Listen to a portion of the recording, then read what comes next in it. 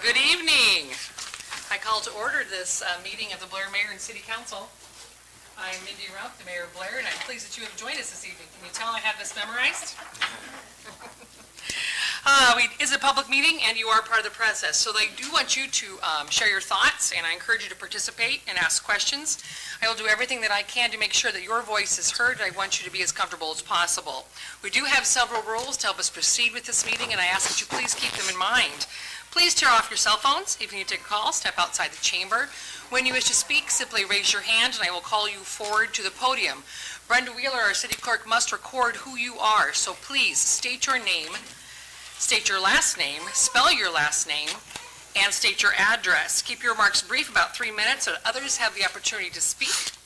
And please direct your comments to either myself, to City Council, or to City staff. A copy of the Open Meetings Act has been posted by both exits, and we will begin this evening with the roll call of members. Banner, Paulson, Here. Long, Here. Wolf, Here. Willis, Here. Clark, Here. Fletcher, Yep. Highfield. Here. All members present except Banner. Thank you. If you'd please stand and join me for the Pledge of Allegiance. I pledge allegiance to the flag of the United States of America and to the republic for which it stands, one nation, under God, indivisible, with liberty and justice for all. Thank you. Item number 4, approval of the consent agenda. So, second. We have a motion and a second to approve the consent agenda. Please register your vote. All council members present voting aye. Motion passes. Item number 5, we have the 2026 Community Forestry Award presented to Kyle Sheets from the Parks Department for his exceptional work in regard to trees in the city of Blair.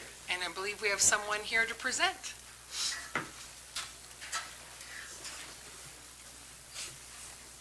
Good evening, Council, Mayor. Graham Herbst, Herbst, A122 Camden Avenue in Omaha. I'm a community forester for Eastern Nebraska. I've been in this position for a little over 15 years now, and I've come to know Blair as having a pretty strong heritage with trees, going all the way back through Ralph Steyer and some of the other individuals, Pat Long, who retired a while back. So it's always been a pleasure to work with the city of Blair, and particularly lately to see I don't know if resurgence is a word, but just a lot of momentum behind community forestry and the important role that your community forest plays in your community. So every year our Citizen Advisory Council, our Nebraska Community Forestry Council, accepts nominations for Community Forestry Awards to recognize individuals or groups that are going above and beyond to kind of do that work in their community. So through Kyle's short time in this position with the city of Blair, he's engaged youth, schools, community members, and co-workers in tree planting, tree care, conservation, and environmental stewardship. We did a really fun Arbor Day event this year up at Black Elk Park, sawmill demonstrations, walking around the woods, looking at some of the legacy that Ralph Steyer left behind down there in the woods where he was growing trees for the city. Kyle's commitment extends beyond his daily responsibilities. He's continuing his professional education, and he just recently passed a certified arborist exam. So we have another certified arborist. You guys have one on staff here at the city of Blair. So I just wanted to recognize Kyle's work after being nominated by 2 different individuals for this award. It was a no-brainer to get the votes that he needed to be recognized. Through his leadership, enthusiasm, and willingness to invest his time and talents, he's helped a lot of people develop a greater appreciation for trees already in the short time that he's been here. So I'm here to present Kyle Sheets, one of our 2026 Community Forestry Awards.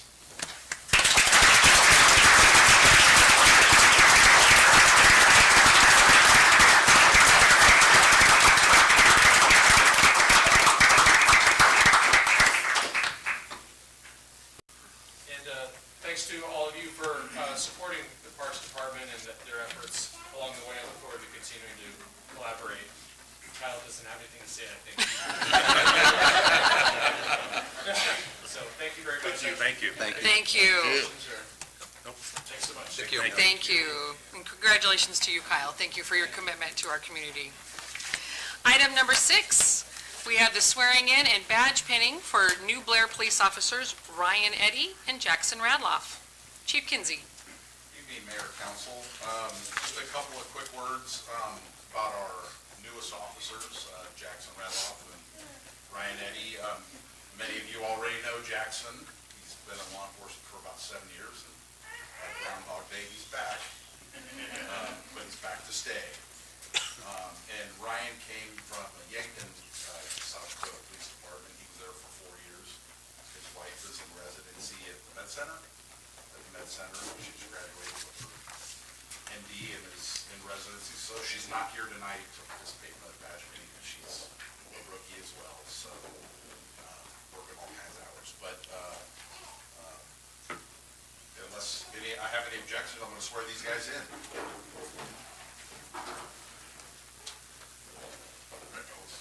Come this way. There you go. Raise your right hand. I state your name.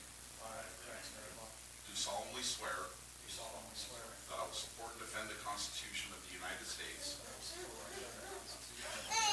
and the Constitution of the State of Nebraska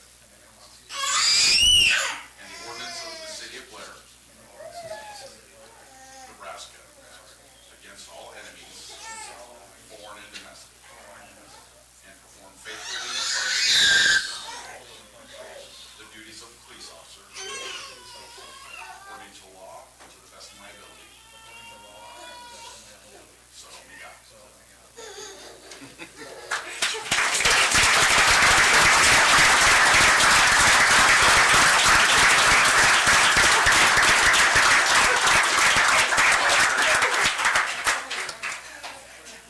One thing that's very important in policing and law enforcement is tradition. And one of the traditions that we started here not too long ago is a ceremonial badge pinning. So, Michaela, you want to give him to me? No cheating. Come on, everybody, let's go. All right. And since Ryan's wife is not able to be here, Mayor Rump has volunteered graciously to come and pin his badge on it. We practiced.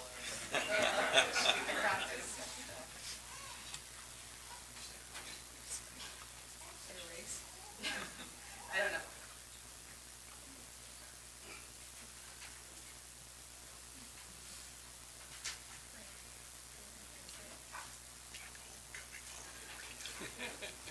Like a pro. Okay, there you go.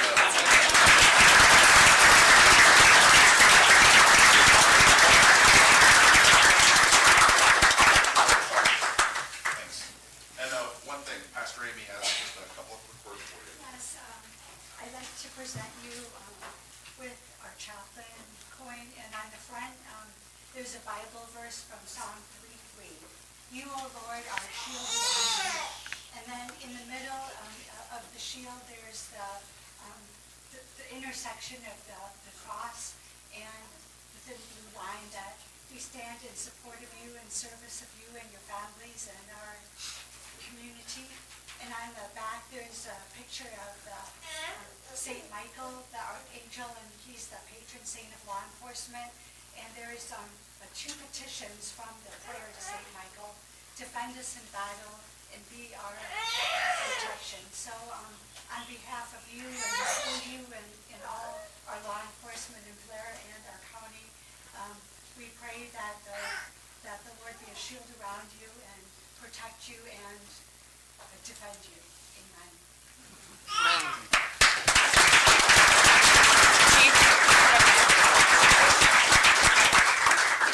Come on. Council wants to shake your hand. Thank you, guys. That's great. Thank you, man. Congratulations. Congratulations. Congratulations.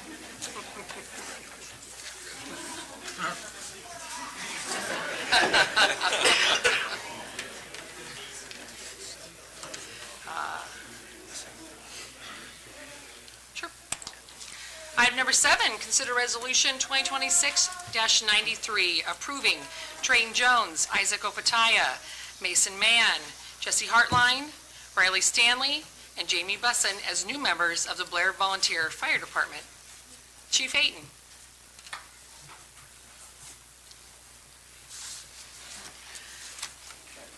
That is a full slate, Chief. It is a full slate. Good evening, Mayor and City Council. Before you, to bring on some new members of the department.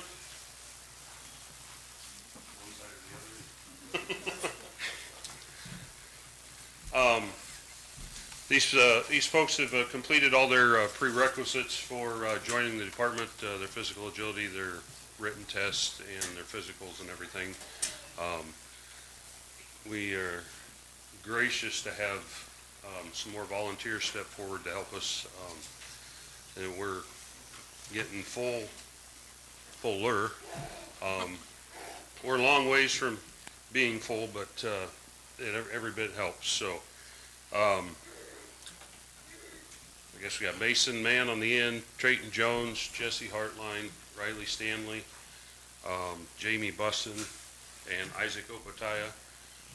Isaac is one of ours that he did go through the cadet program also, so that has been a tremendous help because we brought at least one other one on, and we've got some more that are moving up in the ranks of that. So that's been very, very beneficial to us. So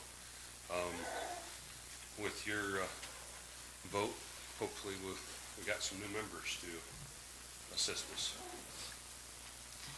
Council? I'll introduce resolution number 2026-093. Resolution number 2026-93 was introduced by Councilmember Willis, approving Trenton Jones, Isaac, Opataya. Mason Mann, Jesse Hartline, Riley Stanley, and Jamie Bussin as new members of the Blair Volunteer Fire Department. Make a motion to adopt resolution number 2026-93 as presented. Second. We have a motion and many seconds to adopt resolution number 2026-93. Please register your vote. All council members present voting aye. Motion passes. Congratulations. Congratulations.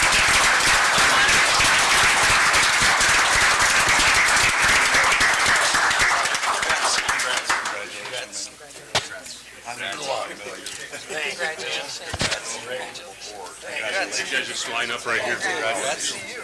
Congratulations. Thanks, man. Yeah, that's great. Good job. Thanks, buddy. Good job, man. Congratulations.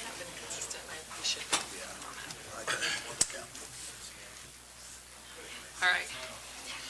Was that it? Congratulations, and thank you for your dedication.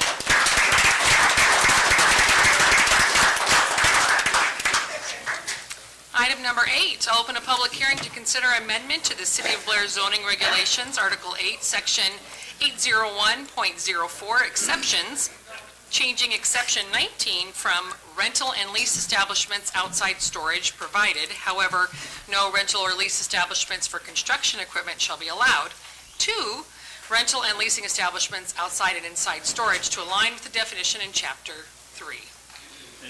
Mayor, if you don't mind, yeah, if you happen to be here for either the police badging or for the fire department, feel free to leave now. If you're here for the rest of the exciting night, welcome. So, yeah, talk about that. You're welcome to stay. Good night. Now for the exciting stuff. Good evening, Mayor Rump and Council. Jeff Fireman, Community Development Director. One item for planning and zoning for this month or this meeting, and that is a change to the book change in ACH. It may sound a little bit confusing by the way you read it. It's really pretty simple. We're just trying to clean up some terminology and make something probably a little bit easier for our customers, the citizens, and the business people who are working with rental businesses. And if I turn it on, it works even better. Anyway, in ACH and rental, if you have a rental establishment, you already need a conditional use permit. What we want to do is, the only part about this rental is that it reads rentals and leasing establishments outside and inside storage is what we want to read. What it says now basically though is rental and leasing establishments outside storage, provided however no rental establishment is already used for construction equipment. Now, what this does by saying no construction equipment, it eliminates a lot of the rental possibilities already. Little bobcats, little scrapers, things like that. So what we want to do, since this already needs a conditional use permit, by eliminating the construction terminology in this, it does two things. It aligns better with the definition for outdoor storage, and it means that if you have a place with construction equipment, bobcats, small things like that, it's already covered by the CUP. The Council and Planning Commission can already determine what should be where it should be at. Now, this is the clean copy would simply read rental and leasing establishments outside and inside storage. It aligns with the definition. Even though you're going to get rid of that, it does not mean that the Council and the Planning Commission can say, no, we don't want you to have this out here. Meaning that in ACH, this shows some of the areas in town. This is Highway 30 here. It also comes down to the street this way. This is 9th Street. Also down Highway 30 and some areas around here. These are all the areas that somebody could have a rental establishment via CUP, and the council could make the decision on whether or not they can have construction equipment, or if it has to be beyond a fence, or whatever stipulations they want. As you are probably tired of here saying, this is good in some places, but maybe not good in other places. You may not want construction equipment out on Highway 30 on Main Street, or down, but it may work someplace else. So again, what we are trying to do is just eliminate the language of construction equipment, streamline it to better align with the definition 303. And Planning Commission, as you saw here, did approve this 8-0. Any questions for staff on this? Did I make it any more confusing than it is? Thank you. You bet. Any comments from the public?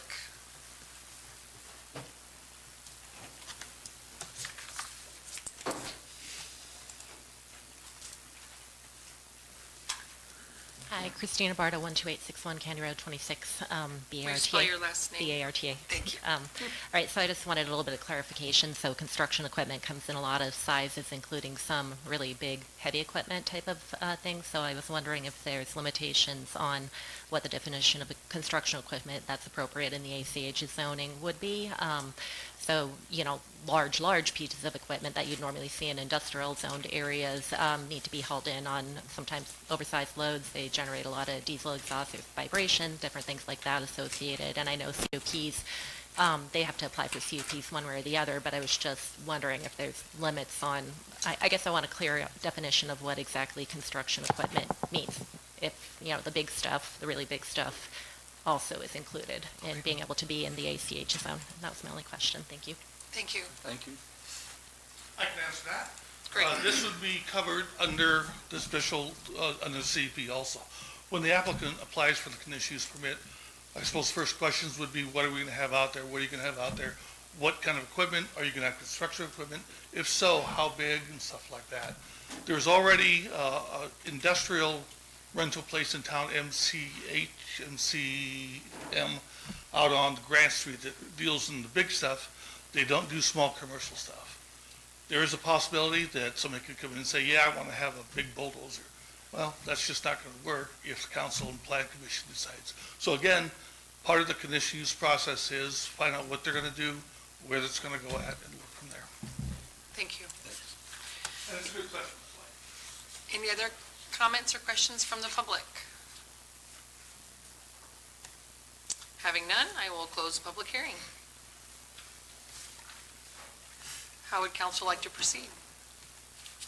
I'd like to introduce ordinance number 2526, or 2626.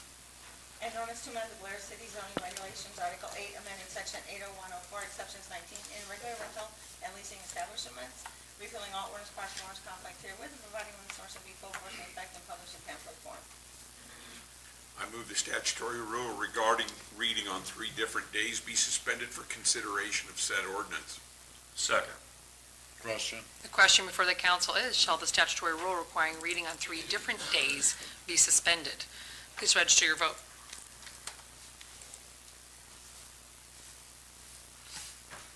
All council members present voting aye. An ordinance to amend the Blair City zoning regulations, Article 8, amending Section 801.04, exceptions 19 in regard to rental and leasing establishments, repealing all ordinance parts of ordinance conflicts herewith, providing when this motion be full force and effect, and published in pamphlet form. I move final passage of ordinance 2626. Second. Question. The question now before the council is, shall ordinance number 2626 be passed and adopted? Please register your vote. All council members present voting aye. I declare ordinance number 2626 duly adopted. Item number 9, consider resolution 2026-94, approving LB 840 application from CS Arbor Group LLC and Generational Builders for the purpose of constructing a new 3-bay building at 575 South 10th Street. Mr. Green. Thank you, Mayor. Good evening, council members. I just wanted to kind of introduce this particular issue. I'll allow Mike Rooks to go over kind of the details. But just as a reminder to you, education for those who are here tonight, Gateway Development Corporation, and Mike Rooks specifically, is really the administrator of our LB 840 program. Again, a reminder, LB 840 is a local citizen authorized economic development program where we're able to take some local funds, primarily sales tax funds, set them aside for economic development, and then there's an LB 840 advisory committee that's made up of 7 local citizens that have been selected by the mayor and approved by the council. 2 of them happen to be local bankers, but all of them are business people, and they kind of specialize then in hearing what these applications are and kind of fine-tuning a recommendation. Their recommendation usually comes in 2 pieces. One depends upon the capital investment, or the CapEx, that will be invested into this particular business. The other depends upon the number of new jobs that are going to be created. They're usually talked about as FTEs, full-time equivalents, because they might not necessarily all be individual full-time jobs, but once you add up all the number of hours, and again, a full-time job is considered in the industry to be 2,080 hours in a year, they kind of pledge up front how many new FTEs they're going to be creating, and then usually there's a dollar amount associated with each of those 2 pieces. And so Mike will go over that for each of the 2 applications that you have before you tonight.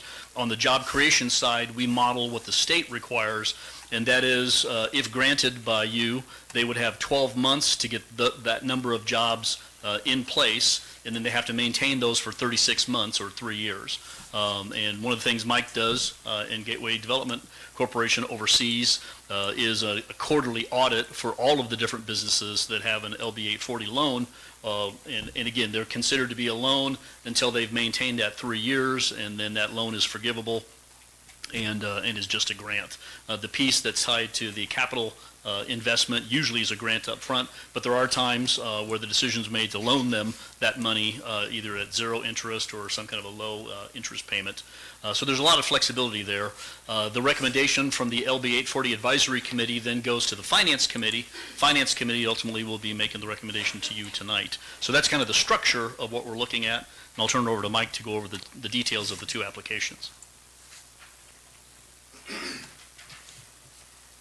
Good evening, Mayor and Council. Mike Rooks, 1646 Washington Street, Gateway Development.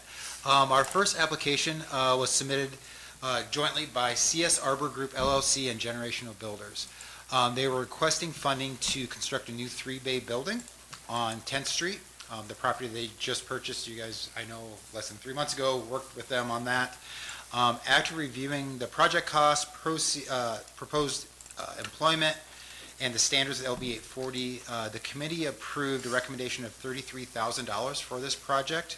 $23,000 of that would be for the capital expense of the building and grading of the property, and then the $10,000 would be for the 4 new employees that they will be bringing on board.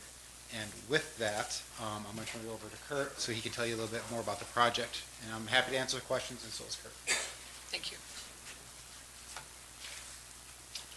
Kurt Scott, SCOTT, 2975 Southern Hills Drive. Just kind of go over what Mike said a little bit. The 3-bay building, the most important part of the 3-bay building is a sales office that generational builders will have and use as their sales office to meet clients. So they want to, so they're a company out of Springfield, Missouri, and they chose Blair. And this is where they want to hub out of and build a business. So there will be a 3-bay building that they'll have 2 bays. We will have 1, but again, they will have their sales office, and they will use that as such. So What do they sell for? they do a lot of barn dominiums. They're going to be doing our building, and that's kind of how we've connected. But they're just building contractors. Yep. So, and again, like Mike said, the LB 840, a lot of it jump starts, goes to our dirt work and our stormwater management plan. Great. So, And both companies share the responsibility together? yes. Thank you.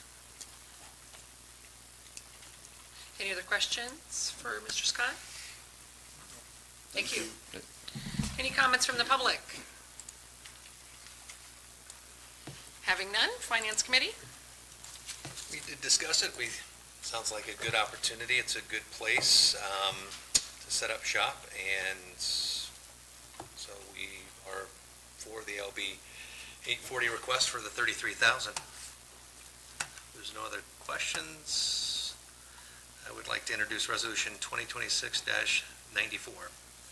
Resolution number 2026-94 was introduced by Councilmember Clark, approving LB 840 applications from CS Arbor Group LLC and Generational Builders for the purpose of constructing a new 3-bay building at 575 South 10th Street. I'd like to make a motion to adopt Resolution 2026-94 as presented. Second. We have a motion and a second to adopt Resolution 2026-94. Please register your vote.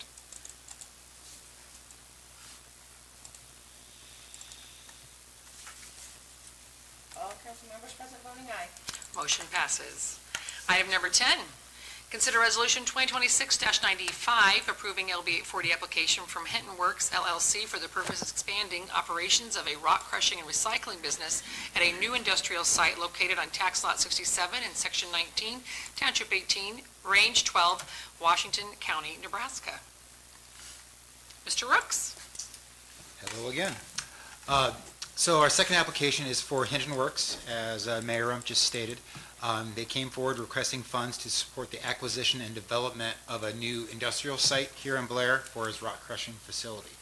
After reviewing the eligible project costs and proposed creation of the 6 jobs, the committee approved $100,000 in LB 840 for funding Hinton Works at this new location. Is there any questions for me? If not, I'll turn it over to John. I was like, where'd he go? John Henton to tell you more about his project. Thank you.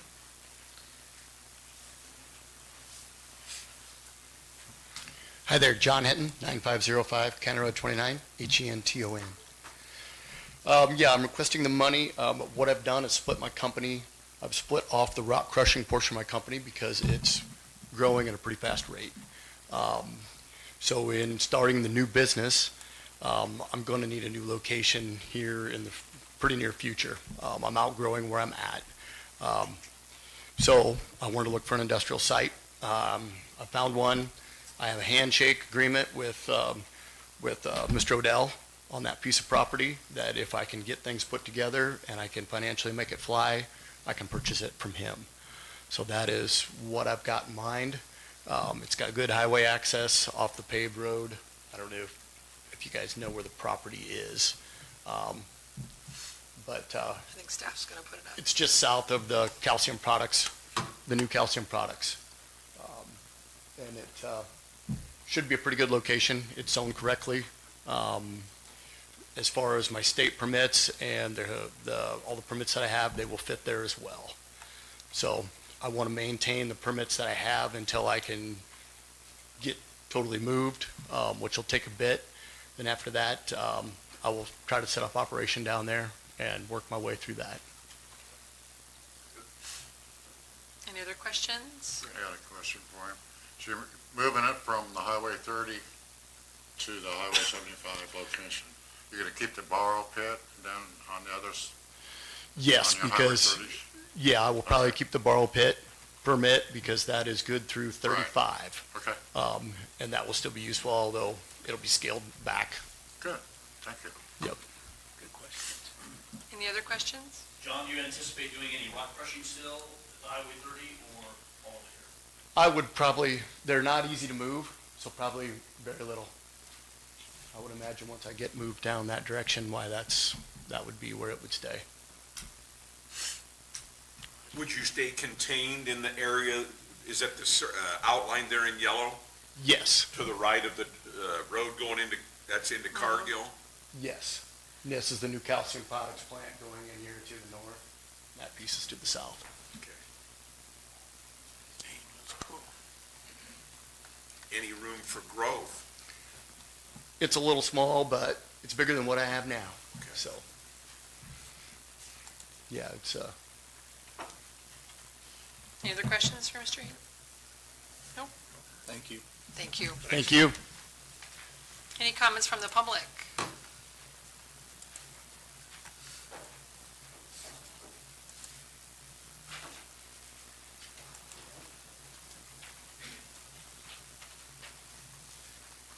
Hi, Christina Barta again, BARTA 12861 County Road 26. So I just have, because I'm assuming these new employees are going to be going back and forth between old site and the new site, so I have a few more clarification questions about the borrow pit that's going to remain. And so I know that the city ordinances, when they talk about the borrow pits, there's supposed to be submission of final grading plans, amounts of material to be removed, method, direction of hauling, sediment control, erosion plans, and all that sort of thing. So I don't know that we've ever been presented that, and since that is going to be remaining as a residual activity over there, and then he said potentially even still doing some crushing activities, I wanted more clarity as far as what actually is going to be going on off of the Highway 30 site. And then let's see what else I had also a question. So the new site looks like it's zoned light industrial right now, and it'll be needing to be rezoned to heavy industrial. So I know at the last meetings with the properties at the roundabout, those were city-initiated rezones, and so I wanted to know if this is going to be a city-initiated rezone process again, or will it be hinging on when the land is actually acquired, and then would it be the new owner that would be doing that whole rezone, or is there going to be another meeting in between about rezoning things that the city is going to initiate because they think that would be the best and highest use of that property, kind of like what happened at the last meeting. Let's see if there's anything else. Yeah, this is the information for that borrow pit, like what the grading plans and stuff. Did you guys want to look at that? Anybody want to look at that? No? Yes? You do? No? Okay. All right, I think that was it for questions for right now. Thank you. Thank you. Thank you. Do we have staff that want to answer any of those questions? Yeah, technically, regarding a borrow pit, again, you can kind of have a borrow pit that functions slightly two different ways. One is a site that you're intentionally taking dirt off. You're trying to change the topography long-term. Oftentimes, you want to be able to sell that dirt if you can, but then, remove a quantity of it for some other building purpose. That's one kind of borrow pit. The other kind of a borrow pit basically is a place where you just kind of bring in truckloads of dirt at times because you collect it as part of your business. You put it in a pile, and then some other time you'll need dirt, and so you take it off-site. But the long-term plan is not necessarily to change the topography of the site. I'm assuming this, both his current site as well as the new site are more in the second category than the first. I think the regulations that were just mentioned have a lot more to deal with the first kind of borrow pit, where you're intentionally trying to change the topography of that site. The city obviously is interested in kind of understanding what it is that somebody wants to ultimately do with that particular property. But one where random truckloads are brought in, piled up, and then taken off, depending upon the workload and the projects that they're working on. Generally, we don't require any kind of topography maps at that point in time because their intention is not to really change the site. So John, I don't know if your intention is on the Highway 30 side is to drastically change the topography over there. If it is, then that's something we'd have to talk about. But if it's not, you might just reference that, and that would kind of answer that particular question. And then I think the second part of the question, which you can answer as well, John, was exactly what kind of uses you are planning to use on the Highway 30 site, which is really what led me to ask my question about moving everything. From the city's perspective, it's a lot simpler to have everything located over at the Highway 75 site. Regarding the zoning for the Highway 75 site, it is currently light industrial. Light industrial does allow a wide variety of industrial uses as long as they meet what's called the performance standards that are in our light industrial zoning section.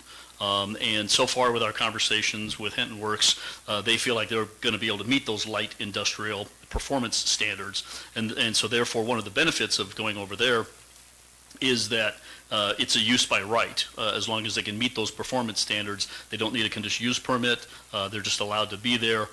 If they would start violating some of those performance standards, then we'd have to either look at a rezone, or they'd have to pare back, whatever the actual issues were that might end up being the violation.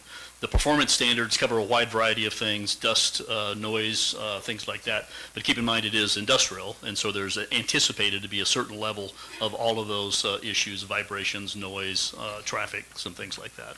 So John, I don't know if you want to address the other issues, but as of right now, regarding zoning, the city's not requesting a change in zoning. It doesn't appear that it needs a change in zoning. Thank you. Thanks.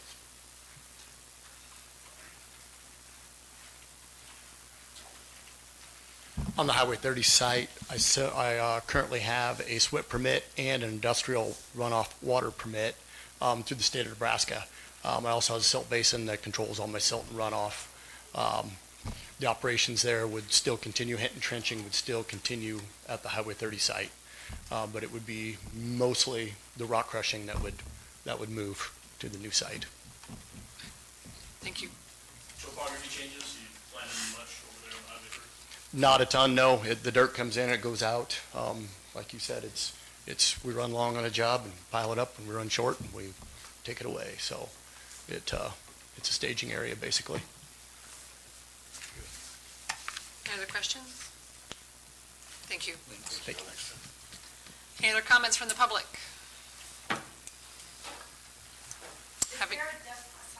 So you come forward. That's right.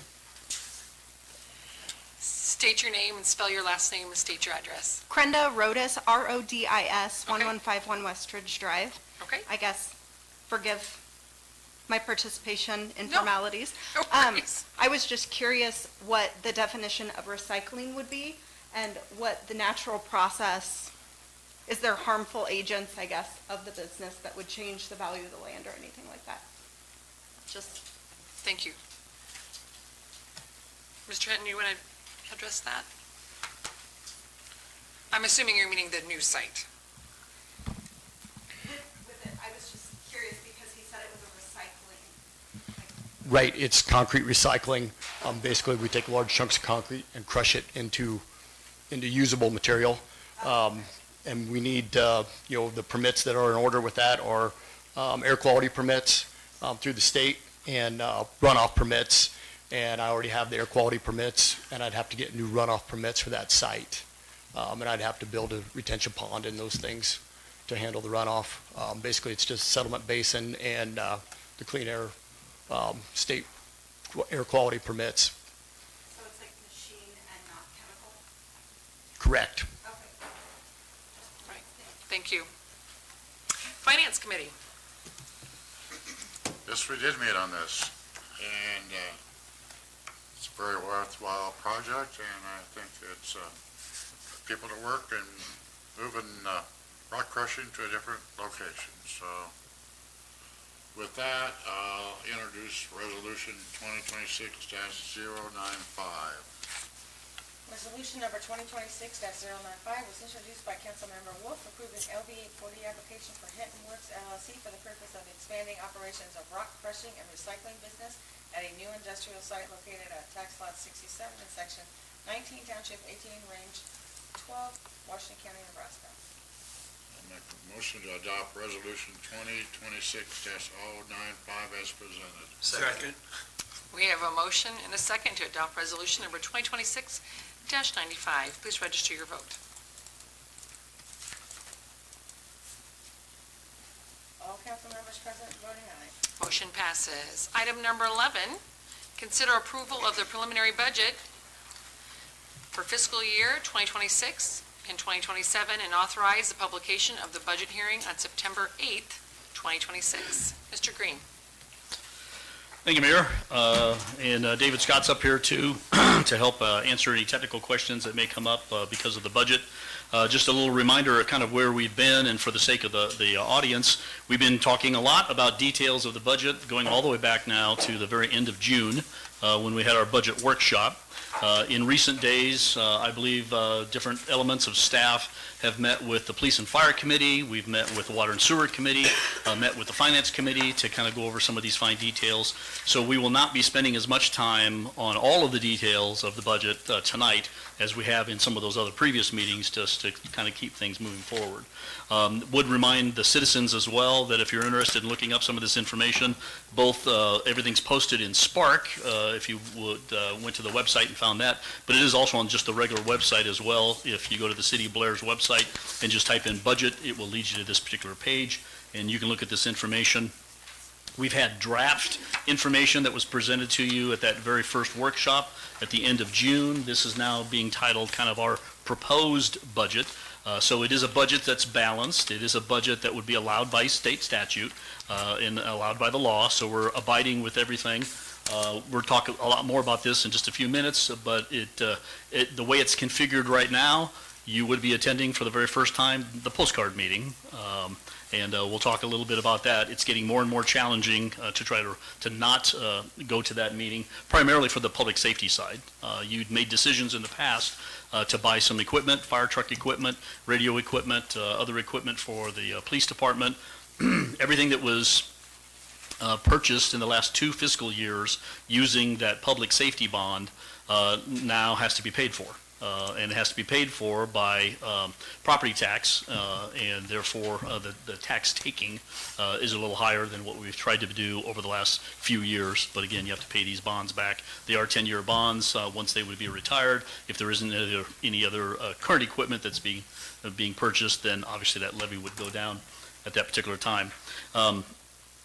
So tonight, as the mayor had said when we introduced this, really what we're asking for is kind of a guidance and okay to move forward with this preliminary budget and set the date of September 8th for the official hearing for the budget. Again, that hearing takes place at 6:30 at night. By state statute, there is no time limit on that, and so depending on who shows up, which historically not very many people do show up, but if for some reason that night many people did show up and wanted to continue to discuss it and ask questions, then it's in a sense there's no time limit on when they would need to be done with those questions and conversation. Then either immediately following that or at 7 o'clock, the regular city council meeting then would be held on September 8th. A couple things just to bring your attention. We did get the notice about 10 days ago or so of the property tax valuations. Valuations were a little higher than what we had anticipated, which is helpful, but the growth percentage was still kind of on the reasonable short side. And so actual growth of new development, so this would not be increases of an existing house's valuation. It would be brand new construction increased overall for the city of Blair at 1.55%, which again is a decent number. The state statute and some of the changes that were made 2 years ago have kind of 2 different criteria when you're looking at what's legal versus what do you need to do to avoid that postcard meeting. On the legal side, you're able to do basically the cost for local government's inflation rate, which is set by the state and told to us early in the summer. This particular year, it's 5.27, something like that, 5.27%, so a fairly high number. That added to this real growth then gives you the maximum amount of actual growth that you could see in property tax taking. So the 5.25 plus another 1.55, gets you almost up to the 7% range, 6.5%. That's pretty healthy for a city to be able to function on. So that's the legal side. We really don't have a problem on the legal side. the issue on the postcard meeting is about tax taking, and it uses a different percentage, which hasn't been changed with some of those recent changes, and it's only 2% plus real growth. So 2% plus the 1.55 obviously gives you 3.55%, and that is a more challenging number to live with. It's the increase in the real property tax dollars that you're asking for. It's not the levy itself. That levy will fluctuate up and down depending upon the valuation for the community. But it is really the dollar amount, the tax taking that they're referring to there. And in order to not go to that postcard meeting, you'd have to take in less than 3.55% of an increase. And again, and we'll talk more in details in just a second, challenging to do because of the public safety bonds and the public safety equipment that has been purchased and authorized by the council. I had passed out to you earlier tonight too a sheet that is not one necessarily we're going to look at here, but I want you to understand it's kind of baked into all of the numbers that you're looking at tonight, and that's dealing with the staff and any adjustments that we have in our staff positions. That sheet I passed out to you just kind of consolidates what we've called the adjustments, the additions, and then the unfunded or eliminated positions that we're looking at for this particular year. There are 5 positions that do have some pay grade adjustments to them. Individuals that either because of their performance are worthy of a step up or for comparability's sake are being potentially moved. You have a section that deals with additions for job positions. One of them you had approved for us to move forward with previously, which was the second utilities clerk position that's in the front office here. You recall when Katie left as our non-lawyer legal assistant, one of the things that we had talked with you about was the real desperate need that we had for additional help in the front office, especially on the utility billing side. So you did authorize us to go forward with a second individual there. That second position, or the 2 in combo, will continue to help as well with other administrative things that we have coming out of the public works arena. Again, there's lead line requirements that the federal government is pushing out to us, some other tracking requirements, and having some additional staff there will be very, very helpful. Also under the additions area is a park laborer. If you remember, the initial request coming out of the Parks Department was to do away with their part-time position and replace it with a full-time position. So it's kind of adding, not even a full half position for that, but it would be full-time with benefits. So that's the park laborer position. And then one of the big ones, if you recall, when the police department had requested their staffing needs, and again, all based upon the actual real needs of our department, based on the staffing studies that have been done, they had asked for a new captain's position and 2 additional field officers. Now, one of the great things, and you saw 2 being badged tonight, that's great. We're at full force for one of the first times in a long time. Plus, we've been able to add a few new positions over the last few years. So I think that's fantastic. But we have to deal with reality, and the ability to do all 3 of those in one fiscal year just wasn't something that we could legally even do, as I was mentioning earlier with those percentage increases. The challenge with the police department, again, is that it comes out of our general fund, and that general fund really is restricted on what you can do there. So ultimately, through the conversations, discussions, and the police department's willingness, they kind of forego those 2 field officer positions, but have really focused on what I agree is a major management challenge for them, and that's on this other captain's position. But even hiring a full-time captain for this full fiscal year would be a challenge, as well as some of the other things that we're looking at doing in some of the other departments that are all part of the general fund. So they agreed to basically request a half-year hire. Which means we'd wait 6 months before we would look at hiring this particular individual. That's great for this fiscal year, but you're going to have a full captain if you choose to do that then next year. So you really have to realize and commit to what it is that you're doing if you go this route. But it is a balanced budget. It is a budget that you can do. But again, you're committing to the fact that you're going to have a full-time captain next year. One of the realities is, as we were talking with the police department, is that even though they had requested those other 2 officers this year, don't be surprised that next year, because of the commitment of a full-time captain then, that you might not be able to do 2 officers even that fiscal year, maybe another year or later down the road. So all of that's included in the additions ban here. And then there are 3 positions that fall under this unfunded or eliminated positions. One would be our exhibit and marking coordinator. That's a position that we've tried to work with over the last couple of years. Marketing, I think, is going to be an important aspect for us going forward, but due to the challenges that we're having in this year's budget, we've eliminated all of the expenses for that particular area. I had mentioned also the parks part-time laborers, that's listed there as not being funded, and then again the aforementioned non-lawyer legal assistant position, which we're not planning to replace right now.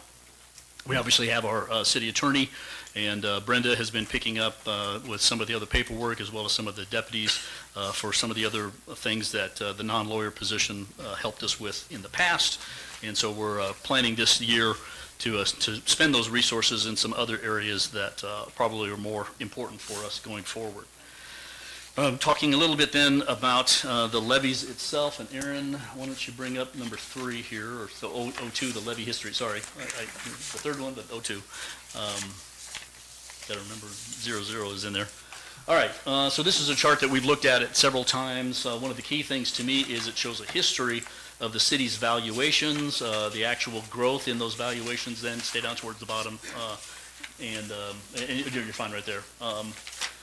And then kind of breaks out for you a little bit of the budget overall in the 3 different areas that we actually bring in some property taxes. So again, when we request property taxes, they come into 3 specific areas, 3 different funds. One is the general fund, one is the street fund, and then one is the debt fund.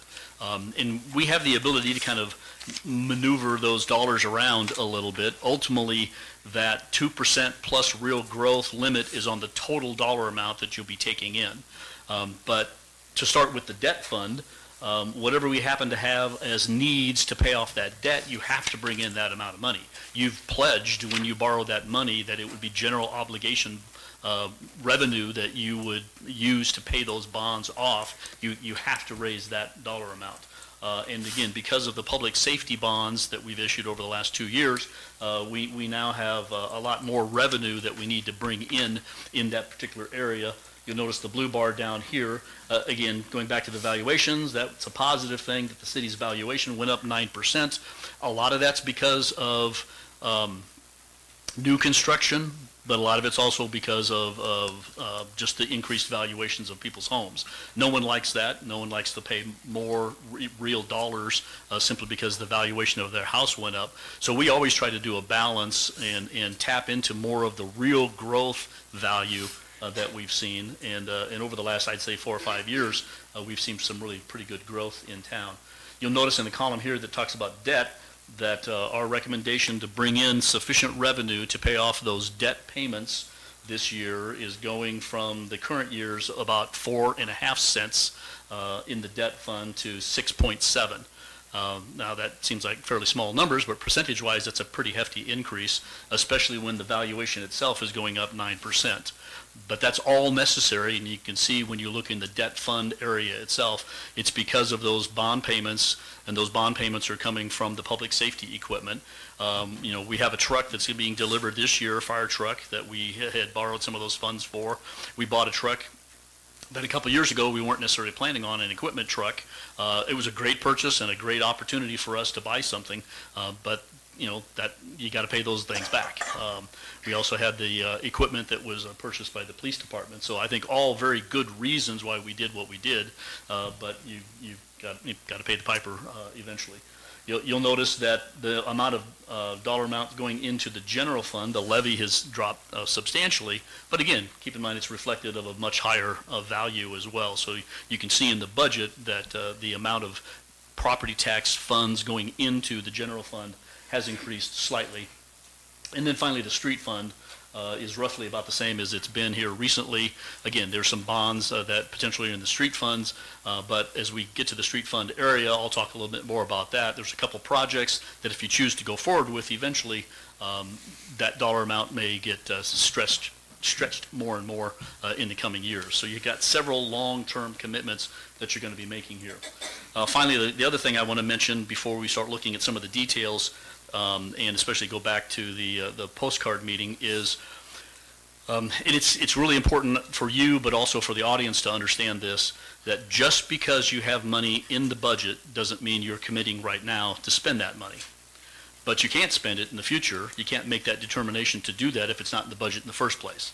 Now, if you're dead set against something and you know you don't want to do it and you're going to be a solid no when it comes up, then obviously you might support not having it in the budget in the first place. But if you're concerned about certain things, just realize sometimes it's a compromise that you include some monies in the budget, knowing though that the particular item is going to come back to you, and you'll have an opportunity to either say point blank no, or maybe modify that a little bit and reduce the cost. Just because it's in the budget doesn't mean you have to spend it. And we work hard to make sure we don't spend anything in the budget that isn't necessary and essential. Those are opening comments. Questions at all so far about any of those things? I've got a question on the unfunded and eliminated, just out of curiosity. Yes. Parks, part-timer labor, 28 hours is eliminated, but we're adding a parks labor, so we're just adding 12 hours. I mean, we're just going from a part-time person to a full-time person. Correct. Just as we did with the non-lawyer legal assistant, not funding that particular position, but did fund something else. But she left, and it just was an open position that never got backfilled. So, I mean, I don't look at that as being eliminated, but there's nobody there, nobody working there, or the part-timer. I was just curious, who's going to do the exhibits and marketing at the library with the elimination of this position? Right, and the library staff has agreed that they've got sufficient time to be able to do the exhibit piece of that. If you remember, based on the job description, it's kind of a combination of exhibits at the library, as well as trying to interface, and this was kind of an innovative thing that I was trying to do, interface a little bit with with Gateway and the Washington County Chamber of Commerce, that as they're promoting activities that are in town, that this would help market the community. But we just don't feel like we've really gotten the resources that we're looking for and the end result from that particular position. And with the challenges that we've got in the budget right now, it was an opportunity to allow the current staff at the library to take care of the exhibits. That's the minimum that we really need to get done. We'll look at the future marketing aspects perhaps sometime in the future. Any other questions? All right, let's go back a little bit, if we can, to this discussion about the postcard. Aaron, there's really not a sheet to show you. I'm just going to have to describe this a little bit. But just to give you a sense of the dollar amounts, and again, it's primarily because of the amount that we're having to spend on the public safety bonds. The state budget, and they give us a really fancy spreadsheet with multiple tabs in it and multiple pages of documentations that you have to put out.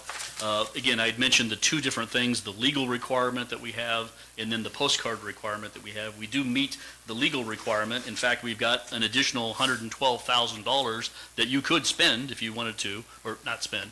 You could ask. You have the authority to ask for an additional $112,000 in property taxes if you wanted to. Not suggesting you do that because, again, I think the budget doesn't necessarily need it. But you could ask for more property tax and still be legal. It's on the postcard, avoiding the postcard side, that right now we're about $294,000 short of being able to not have to go to that postcard meeting. So if that was really the goal, and for the last 2 fiscal years, it's been a fairly high priority for the council in total to not have to go to that meeting if you didn't have to. There's significant things you would have to cut out of this budget to be able to do that. And not all of them have a direct impact on that number, because anything that's funded through some other source than property tax has no effect on that number. So it really would be reductions primarily in the general fund, or maybe a reduction in something that has a partial payment coming out of the general fund that could be funded by something else if you ended up transferring more from sales tax or from the hotel tax or Keno, something like that. But those are limited funds too, and so you just need to be aware of that number. So I just wanted to stress to you that the number's fairly significant, $294,000 that you'd have to cut to avoid that postcard meeting. I think we have a fairly good justification to explain to the citizens why we're having to go to that postcard meeting now. And again, it's back to the public safety items that you've chosen to spend some money on, which are all essential things for the city. Fire department equipment, especially big equipment and machinery, and the improvements and other equipment that we purchased recently, radios, things like that for the police department.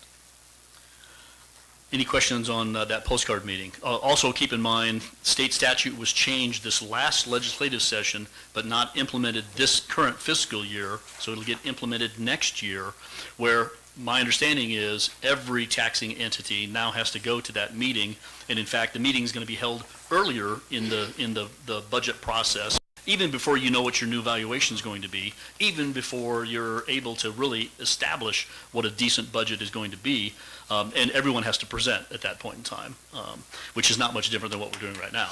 Just, simply a public forum where we're kind of presenting the numbers and what we're looking at. So this may be the last year of the standard way of thinking about that postcard meeting.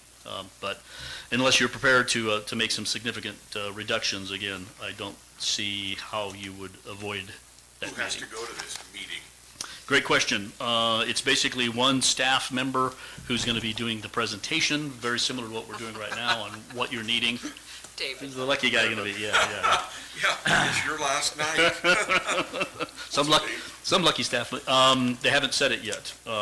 One of the things that we have to do is fairly quickly in September notify the county that it looks like we're going to have to attend that meeting, and then they will schedule it. It's usually between the 4th and the 15th. They've already scheduled it. Oh, have they? Okay, do you know what the date is?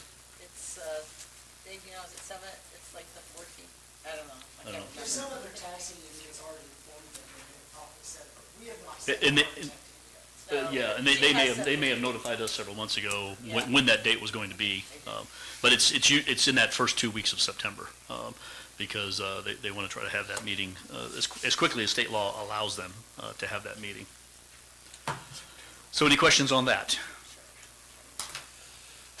All right, fairly quickly then, I just want to kind of hit some highlights of what we're looking at, and then I'll take final questions, and we can open up to the audience as well. As we normally do with general fund, let's start with the budget, and Aaron, I'm going to go fairly quickly on this, or revenues. We'll go into the general fund revenues fairly quickly. One of the things that is still in the budget is a replacement bathroom facility for the Hardy RV Park. The way we've got it budgeted this year is that whatever the cost is going to be, and again, just because it's in the budget doesn't mean you're committed to have to do it, okay? But if you wanted to do it, you have to have it in the budget. If you wanted to even talk about doing it, you have to have it in the budget. So the way it's in the budget right now is half of the cost would be coming in from a grant, and then the other half of the cost would not be from property taxes, but would be from other funds, half of that half, sales tax, and then a quarter each from the hotel tax and Keno, because it is a public improvement. But none of it's property tax. So you could completely eliminate that, and it would have no impact whatsoever on whether you go to the postcard meeting or not, because you're not using property taxes at all, and the whole postcard meeting is only about your increase in property taxes. You could spend $1 gazillion out of sales tax or some other fund, and the postcard meeting doesn't matter. Depends on what you're doing, what you're asking in property tax taking. And so on this first page, you see the $200,000 here, which is roughly what we've budgeted for a 4-unit bathroom facility. Again, you don't have to make that decision tonight, but it's in the budget that way to be able to fund a 4-bathroom one. Here's the $200,000 grant. If we don't get the grant, we don't go forward with the project. It's very simple. But if we do get the grant and you choose to at some time in the future, then you could match that. There's also another $140,000 coming in for a parks grant, which would cover 2 different things: some erosion improvement control at Rhodes Park, as well as $50,000 that would be combined with $50,000 of some other non-property tax funds in order to expand trail systems around town. So a total of $100,000 that we would be putting towards trails, but none of that again from property tax. Aaron, next page, if you would, just to stress to you and the audience, and again, if you want to zoom in a little bit, because it's really hard to see these numbers, but especially these yellow ones down here. Just a reminder that we're looking at transferring into the general fund $215,000 from Keno. That would help with the bathrooms. It's property tax relief, so to try to keep those property taxes as low as we can. We spend a lot of other revenues to keep property taxes low as they are, some of the lowest in eastern Nebraska. Now, people don't feel that all the time, but that's really the case when you look at the amount of taxing that we're doing. And then some additional Keno to help balance this budget because we knew it was going to be tight. There's $235,000 from the hotel tax that would be transferred into this. Again, $50,000 for that bathroom facility, $60,000 towards the chamber agreement if that's approved and authorized, $75,000 for property tax relief, and then an additional $50,000 on top of that $75,000 to help balance all these numbers. We knew that it was a priority for the police department to try to do this half-captain. And so we went back into a couple of these funds to draw in a little bit additional revenue, but you're committing to a full-time captain if you choose a half this year. And you really need then to be committed that down the road you're going to do that. Now again, one of the things that we've been transferring some other funds for in this current budget would be the bathroom facilities, which you wouldn't do next year. It's a one and done kind of thing, but staff, lives on. Then the last thing I wanted to show, and this is all still on the revenue side, is use of our sales tax.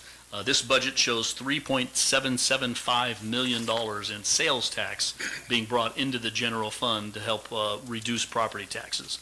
It's a lot of money.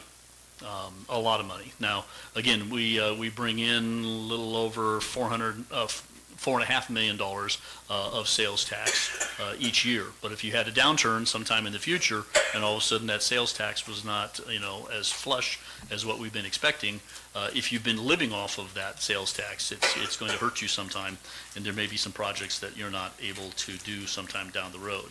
Again, this one's designated $3 million for property tax relief, $100,000 for those bathroom facilities, $150,000 this fiscal year for the comp plan, and then an additional $625,000 to balance things. But again, it may be just as difficult next year to balance as you see this year. Any questions on revenues? Refresh my memory, did we get a bid for $400,000 on this bathroom? Our employees have been looking to see what others do, and they've contacted some of the companies that tend to sell these. Now again, this is for less than $200,000. This is not a custom built on site. This is a manufactured for bathroom facility that comes with the bathroom facilities and shower units all installed. You place it on there. 400? It also is a tornado shelter, and so it's a well-built construction. But we've spent that much on other park bathrooms. It's not inexpensive to build these structures. But again, right now we're looking at the budget, and if it's in. Do what? You can go there and shower when it's done. I don't need to. I can go home. I just think that sounds like an awful lot for that little brick structure, but I know that would get tore down, but $400,000.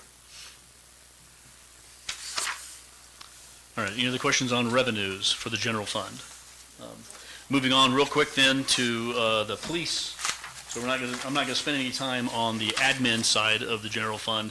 I think the only thing that was in there was some additional research, engineering kinds of costs, but nothing unusual from what we've done in the past. On the police department side, obviously a fairly large increase in salaries. Again, they had requested the full-time captain and the 2 officer positions, but that was reduced to just the half-captain position for this particular fiscal year. But that number will be higher if you say yes to that going forward. Then on the second page, some equipment. Oops, sorry, not on the second page. This is fire. So go ahead and close out that one if you would, Aaron.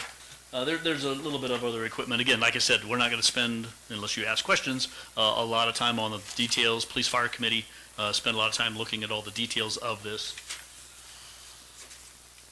In the fire fund, it's number 13 here, just on the second page of this, Aaron. Number one, last year, if you remember, we kind of funded or budgeted for a half kind of potential captain or some kind of administrative position. We've cut that completely out. As you saw tonight with 6 new, volunteers for the fire department, they've been doing, a great job of recruiting. They've done a much better job of organizing themselves and kind of splitting up duties throughout the week so that they're not individually taxed so heavily. Again, don't know how long that's going to be able to last because our call numbers continue to go up. But 2 major capital improvements that are coming in the fire side. We've got $1.345 million set aside for the new pumper truck that is coming, and then an additional $190,000 for equipment for that. And so again, fairly substantial dollar amount. Those funds have already been received through that public safety bond, so we've got the revenue for it, but we're also beginning to pay interest and principal back on those public safety bonds, and again, those are 10-year bonds. Any questions on that? All right, going on to the fourth item for the parks area. Again, I had mentioned the transition from a part-time, the part-time position, eliminating that position, converting the resources into a full-time parks position. That's included in the salaries line. Then you'll notice about 2/3 of the way down, this $120,000 for recreational assistance. We've also budgeted to double the dollar amount that we have available for the youth sports complex and the funding there. That dollar amount has not been increased for a significant number of years. They have come and made requests to staff. I know some of the individual council members have met with them. So again, we budgeted. Just because we budgeted it doesn't mean you're going to spend it, but we budgeted $120,000 for that. And then on the next page, Aaron, you'll see about 2/3 of the way down, here's where the expense for the bathroom facility would be at $400,000. Again, a few other miscellaneous construction things in there. I'd mentioned earlier some of the park work, the work at Rhodes Park. This is the expense side of that. Again, we're receiving at least half of those expenses as grants. But the big one is the bathroom facility. Now again, this is in the general fund, but the sources that we're using are not property taxes. So eliminating that doesn't help you at all if the ultimate goal is to reduce your property taxes. Going on to the library, but the one major thing I wanted to show you here at the library, and we mentioned this to the different committees that we met with, it's on the last page here, Aaron. One of the things, the library's been, the new library's been open now in the technology center for 10 years. The printer and copier machines that are in there are all original equipment. They had asked to, I guess it's the next page before this, they had asked to go ahead and replace all that equipment. What we basically did was we went back to them and said, well, you have sufficient funds in your donated funds to be able to pay for all those, and so plan to pay for them through donations and not through the general fund. Therefore, again, reducing the amount of general fund and property taxes, especially that would be required for that. So that's our recommendation on the library side. Going on to animal control, Aaron, you don't necessarily need to bring this one up, but I did include on animal control the full $175,000 that was requested from the animal control board, if you will, and the shelter folks. So that's included in the budget. Excuse me? You went over community development, not doing that one? No, community development will be, oh, sorry. Yeah, I don't think there was anything in there other than the comprehensive plan, which you've talked about for the last couple of years.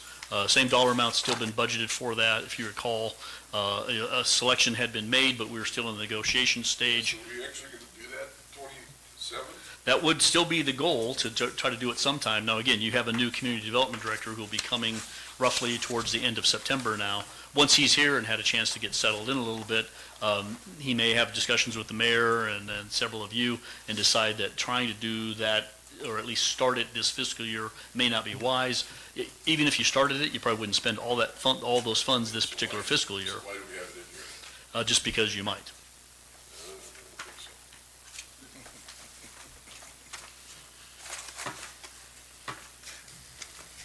And again, all of these things are open for your, recommendations tonight as we go forward.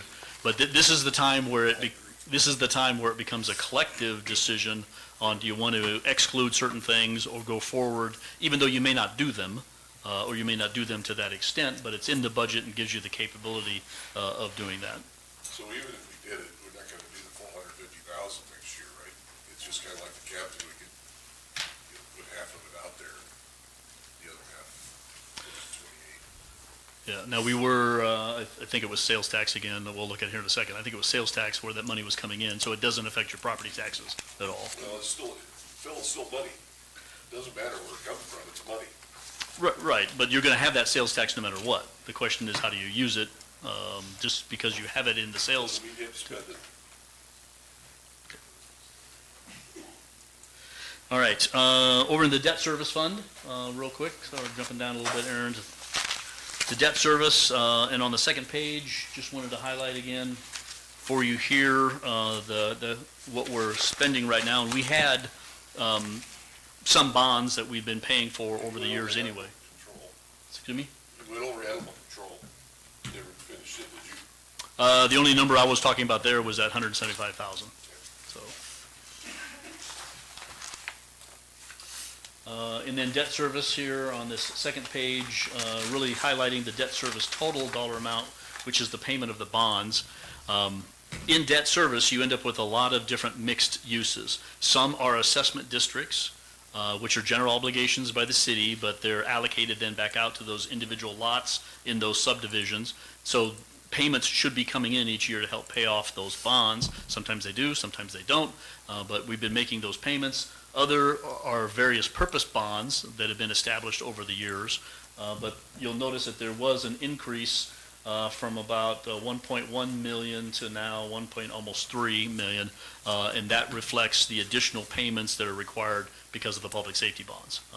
And that is then ultimately reflected in that need for property taxes to go into that public safety bond, or into the debt fund, I should say. So any questions on debt fund? All right, moving on then to the street fund, Aaron.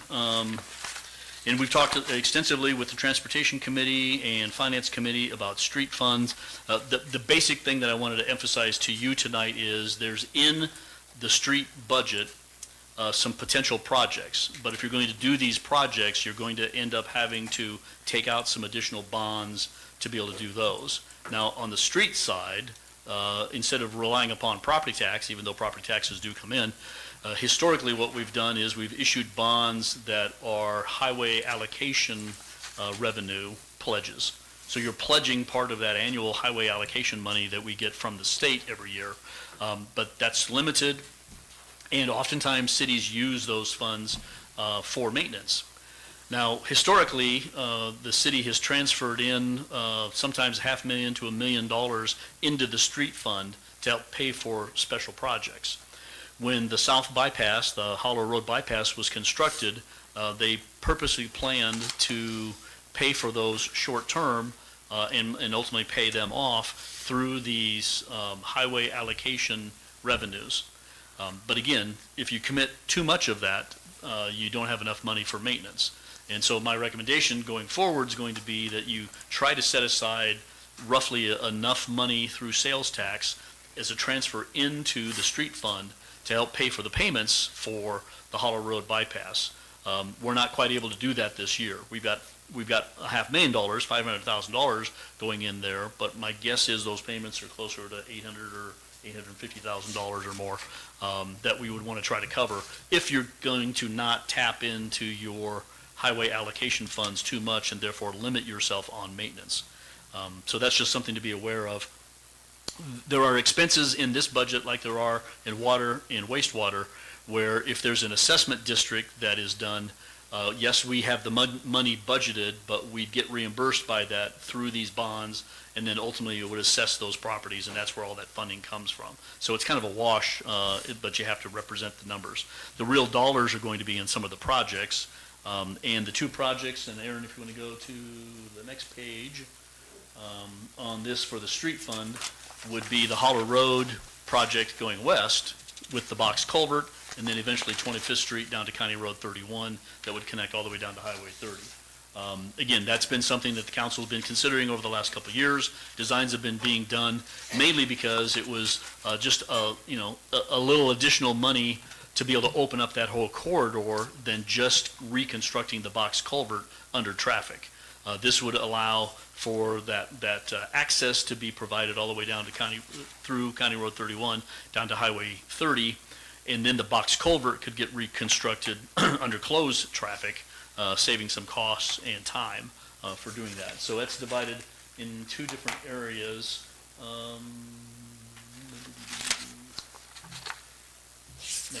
Next page, maybe page 30. I think that was on the revenue side.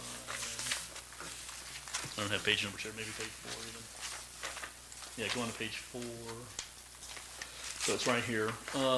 So 25th Street, and this would be basically for the road improvements that would need to be made on 25th Street, and then opening up Beer Can Alley, sometimes it's called, all the way down to County Road 31, down to Highway 30, opening up that whole stretch and making it passable and not, truck destroying, as some of you have learned. So that's $832,000 these are engineers' estimates. This has not gone out for bid yet. Probably in the next month or two, you'll have an opportunity to review the plans and specs for all of this, and if you choose to go out for bid and see what the ultimate cost might be. But $832,000 for that, and then just a couple lines down here, the Hollow Road Box Culvert at just over $1 million, and that's $1 million to build it without under traffic. Add about 45 to 50% to that if you're going to build it under traffic and stretch it out over a whole nother construction season. So we're trying to limit the amount of time that it would be done and take some of that cost savings and transfer it over to open up that particular corridor. But just because it's in the budget doesn't mean you have to do it. It's there if you choose to, but if you choose to do that, you're going to need some additional revenue, and just plan on doing that as well. So again, decisions and challenges to be made. Questions on that? All right. Under the rescue squad, Aaron, just wanted to highlight the fact that we have been planning on a new rescue squad being delivered this year as well. Over the last several years, we've been setting aside $150,000 to $175,000 a year of the rescue squad funds. These are funds that come in because of the current calls that they go on in the building that takes place, and those monies are public monies held by the city. Then we set some of that aside to be used. And what you ultimately have here on the second to the last page is $520,000 for that equipment. That includes the $450,000 for the rescue squad itself, and an additional $70,000 for equipment on the inside. And again, we currently have about $450 of that set aside. So all paid for, again, through those rescue squad funds. If you magically eliminated that for some reason, has no impact on property taxes because the funding source is different. Questions? All right, getting towards the end of what I just wanted to talk about, and then we'll take any other questions. Sales tax, Aaron. Again, sales tax, as I mentioned, we bring in, close to $4.5 million a year on that. We try to have $1 million or $2 million that is as kind of a reserve to transfer from year to year, but this is one of those years where we're burning some of that reserve. So I've used the illustration of a bucket with water in it. You like to have water that goes from year to year, but you're dropping the level of the water in the bucket this year because of several of these projects. Again, you got $500,000 each being transferred into the sewer fund and the street fund. I'll mention more about the sewers in a second. Here's where your $775 million in property tax relief is coming from. There's $350,000 for economic development. Again, that goes into the economic development fund. That partly then funds the LB 840 program that we saw earlier tonight. Also then is where the funds for the support for gateway development come from. And then the other number to mention is the 137,380 that's here, which is for the library lease. Because again, we built that library 10 years ago, but it's on a 40-year lease, and the annual payment comes out of our sales tax. Again, as I said earlier, in the past, we've had times where up to $1 million has come out into streets to help pay for street projects. And that's probably a number that we need to be getting back towards sometime in the future. It's another $500,000 then that really should be allocated out of your sales tax, and you can only spend those monies once. Then the last one, Aaron, would be the sewer fund, unless you have any questions on sales tax yet. On the sewer fund, so the wastewater, and we had a long conversation with the Water Sewer Committee. This is probably the fund that's in the worst situation right now. This snuck up on us a little bit from the standpoint of both the fact that we were not bringing in revenue sufficient to take care of long-term expenses. Prior to this last year, when we bought that and were authorized by you to invest in that Waterworth software program, it was kind of difficult for us to chart what the expenses were happening versus the revenues and the charges that we would charge for certain services, and whether those were keeping up. Historically, the council's been very frugal about increasing water and sewer rates. Water rates, you'd made kind of a plan about 1.5 years, 2 years ago for 10-year increases, but fairly minor, 1.5%, 2.5% increases on those. When we brought the sewer fund issue to you last year, you authorized us to do 3 consecutive 10% increases for that.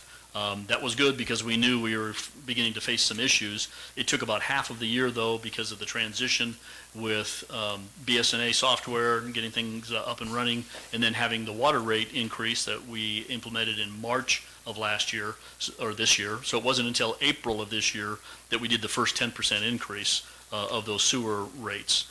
Based on the modeling that we've done with Waterworth, what we're asking for in this particular budget here is, instead of 2 additional 10% increases, to combine those this next year, because we're really short on revenue, to combine those, have it as a 20% increase, and effective October 1st of this year. So moving it up 6 months earlier than would have been a 1-year rotation, since it was done in April, but that covers the whole fiscal year for us. Makes it a lot easier for us if we can do increases at the beginning of a fiscal year. That way it kind of impacts the whole thing. Now, that seems like a huge dollar amount number, but you'll see we're going from estimating at about 1.2, we budgeted 1.3 to 1.4. Our rates are fairly low. CJ estimated that we're looking at, if you would authorize this 20% increase as of October, approximately $5 a month that people would be faced on their sewer bill. Now again, $5 is $5, but we've got maintenance that's been delayed. We've got some significant work that needs to be done at the plant. And the biggest concern that we have, and David has, is that we're not bringing in sufficient revenue to keep up with the minimal bond payments that we have right now, let alone if we have to borrow to do major capital improvements at that wastewater plant, which has just not had a lot of work done to it over the years. So a real severe shortage in cash flow, and we've got to get that corrected if we're going to move forward and make any of those improvements that need to be done sometime down the road. So that's probably, like I said, the fund that's in the worst shape, but there are some solutions to kind of get it improved, but that 20% increase would be something that we'd be looking at right away. A lot of information again. Many of those things have been talked about one way or the other since late June. I guess what we need from you tonight is some final ideas, discussions. If you know for sure as a group collectively that you don't want to do certain things and you want to change the budget, we need to know now. Otherwise, you potentially could, either with amendments or just as it's being presented here, accept this as kind of the presented budget and then authorize the actual public hearing to be done on September 8th. We've got a little bit of time if you wanted to make changes to get the paperwork ready for that September 8th meeting, but that's really when we have to have the hearing. Any questions?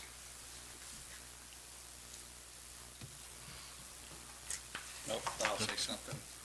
Our infrastructure, we need to take care of that, is critical. If that goes down, we're hurting, so we really need to focus on that. I mean, that's so important, what we need to do.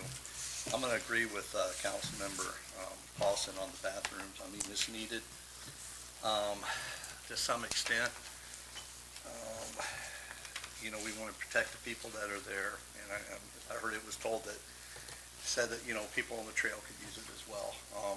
But it does seem a little excessive, and we can kind of bring that down a bit. I don't know how the council feels. I'm good for cutting that in half, at least in half. Not that it will affect property taxes at all. I get that. But, and granted, if you don't spend it, then, you know, but if you decide to, it's there. Right. So that's just kind of my thoughts on it. I'd love to hear what the other council members think on some of their things, thinking about. Well, the ones proposed is 4 showers, right? And Aaron said if you go to 2 showers, you save 25%, that's $100,000. Right? That's half. So, not half, but 25%. To what it was. Do we need 4 showers? I mean, most people use it, you know, maybe walking or riding their bike or tent campers.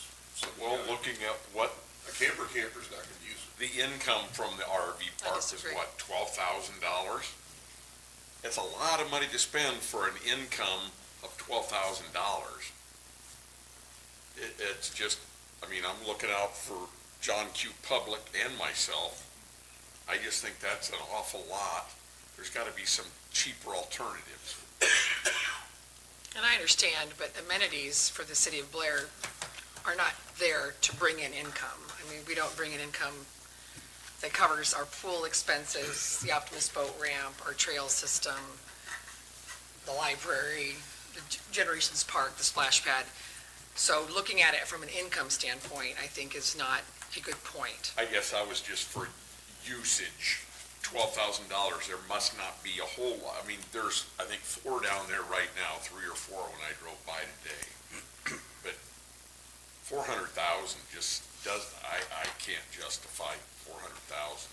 And I'm sure we'll hear from the public when it's their turn to talk, but I just think ways to save here and there. I mean, yeah, go to 2 showers, and so you have to take turns. It's like, that's just my thought. I want to hear from others. Is this an appropriate time to hear from Park Board? Well, you vote. Would anybody from Parks like to speak?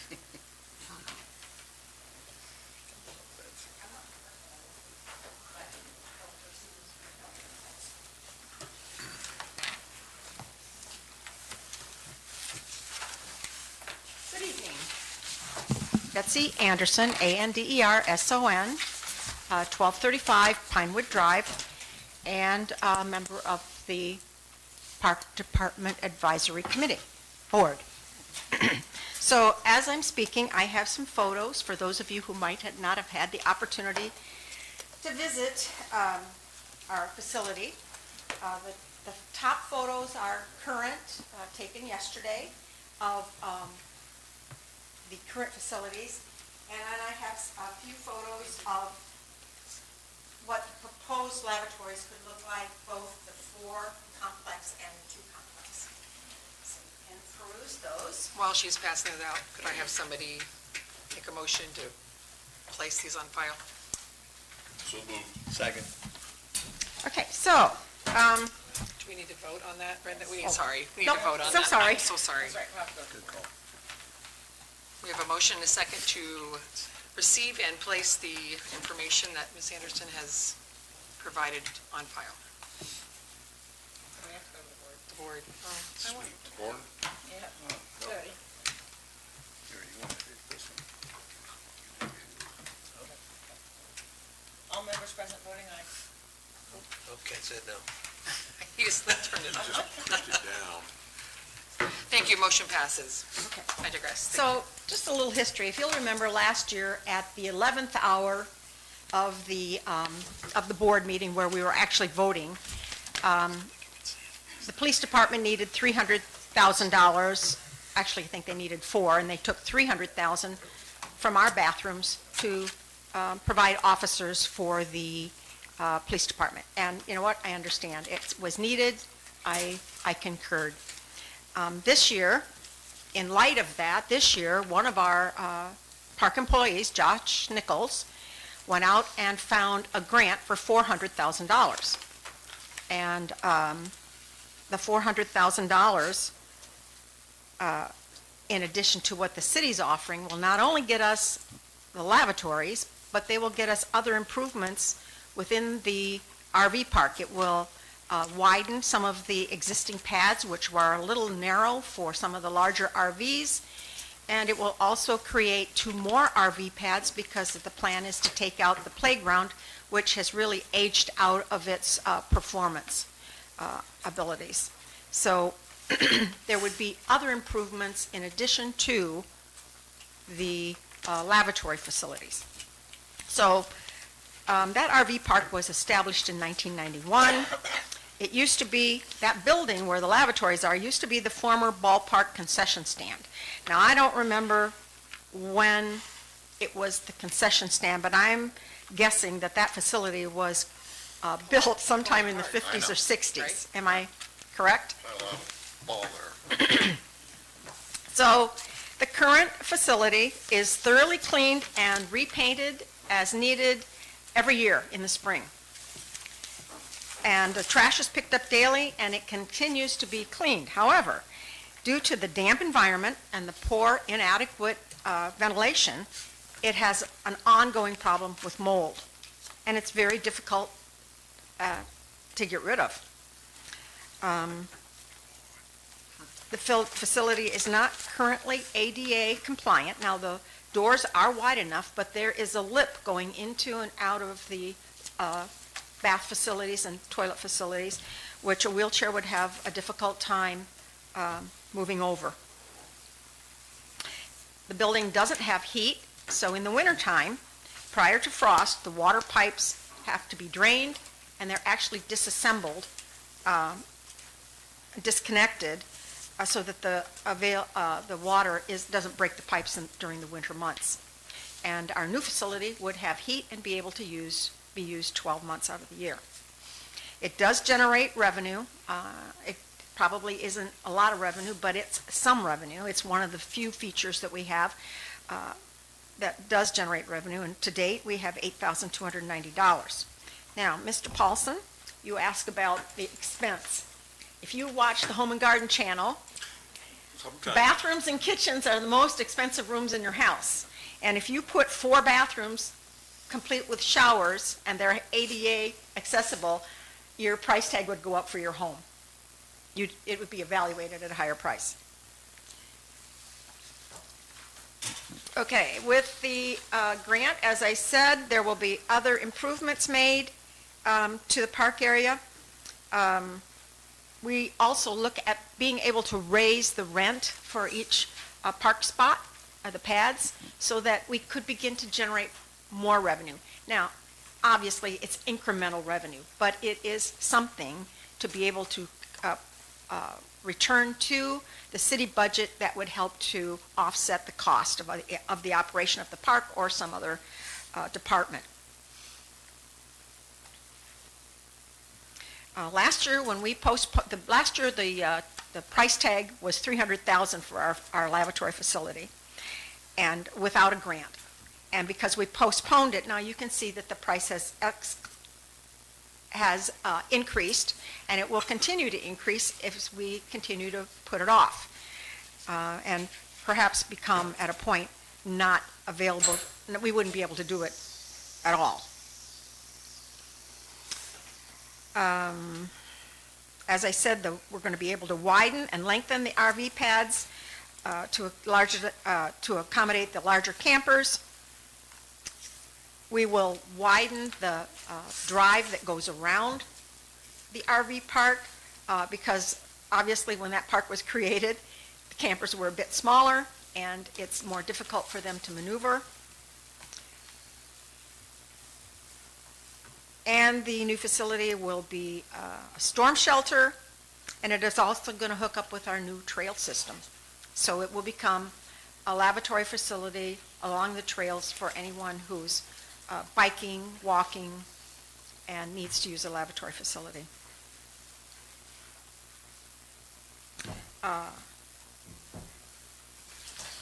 Questions? The only thing I see in the budget is the building. I don't see any of these other improvements you're talking about. The other improvements are included in the grant. So when we get the grant includes other improvements. So the grant, to my understanding, is $400,000. This says it's 200. It's 200. Just 200,000. Say again? 200 city matches. Okay, I got misinformation then, because I have $400,000 for the grant with a $200 matching from the city. Not. Okay, clarification. I don't think there's going to be other funds available for these other projects, is what I'm thinking. CJ? Yes, what Jesse's talking about, a lot of that would be staff work that would be, or minimal cost. I don't think, Andy and I talked about it, removing the playground, maybe a little asphalt concrete work would be the largest pad. The bathroom facility, the last bid we got was $380.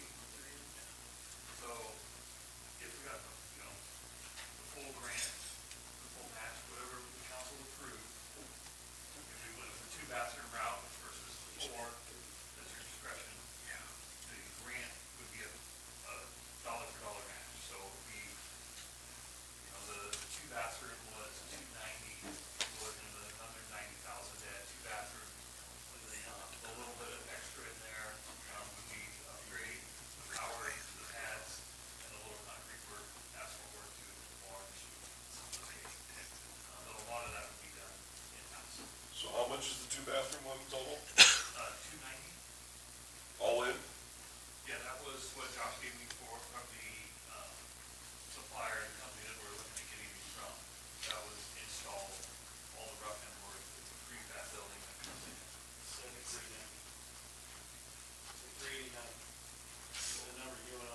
Yeah, 389 was for 4, talking 2, for 2, yeah. I know someone over here last year asked about 2 versus 4. One of you, I don't remember which one.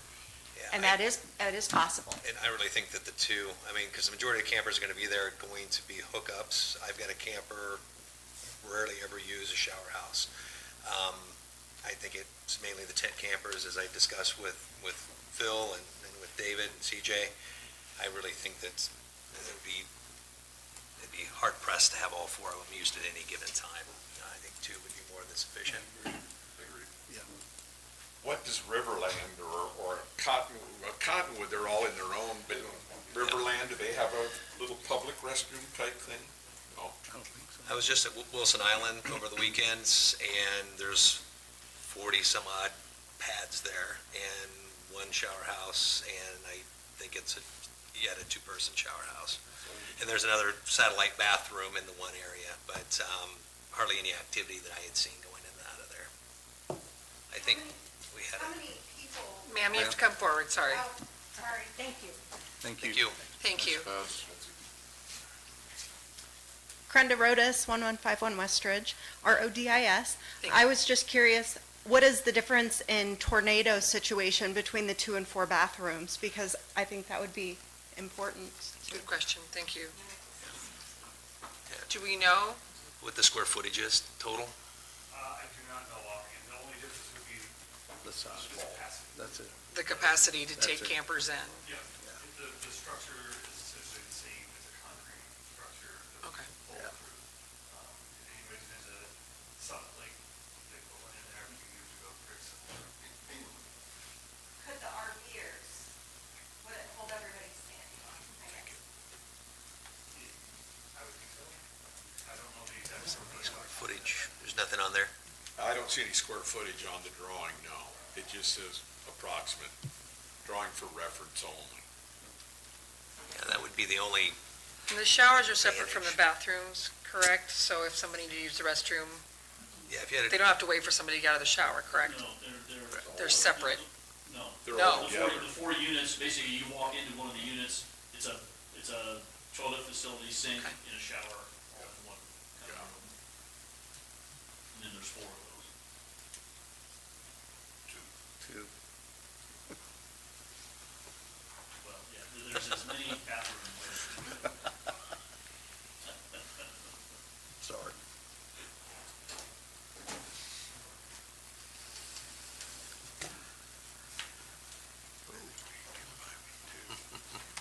Holly Hafer, Hafer, 812 North 12th Street. Fun fact. So when we have storms and stuff, we do have people, residents of the city that use the shower houses. So sometimes people will put $2, $5 in an envelope just to pay for the showers. But we do have current residents here when when there's no power or anything, they do use the showers as well. Not a whole lot of people, but they do it. So. Good point. Thank you. Thank you.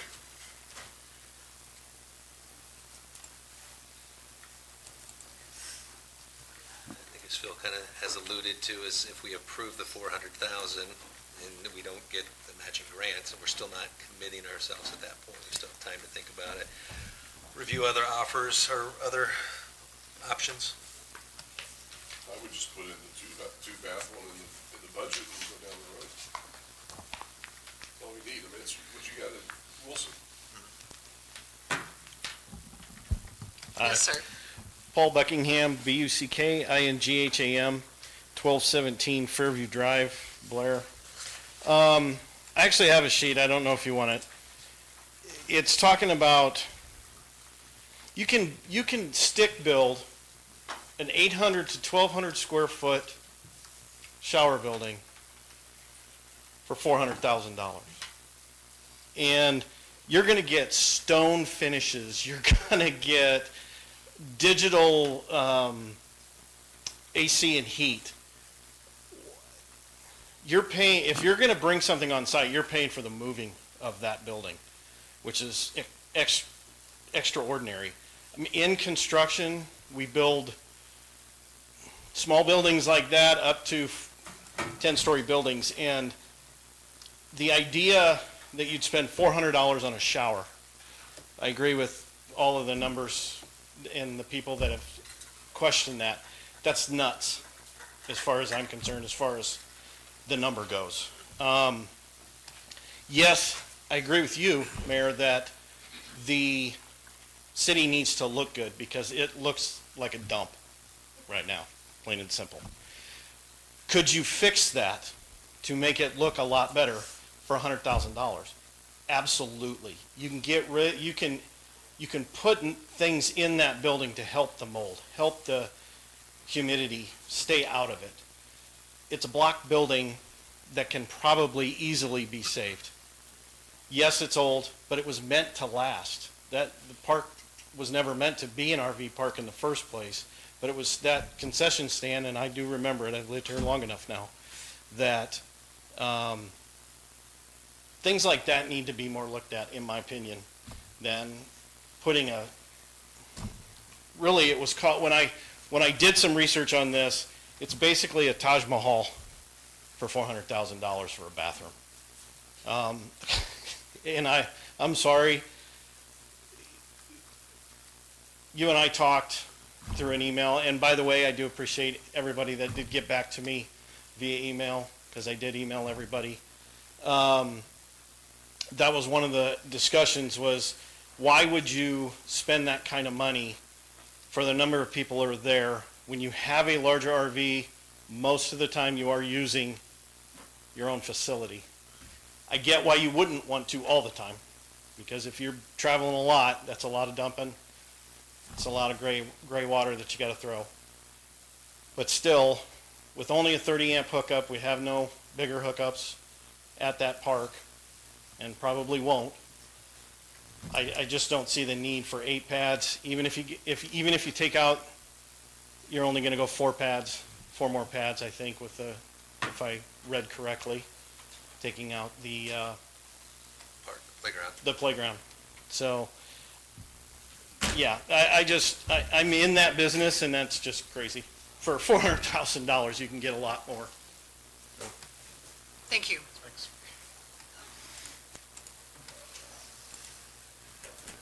Other discussion? Oh, public.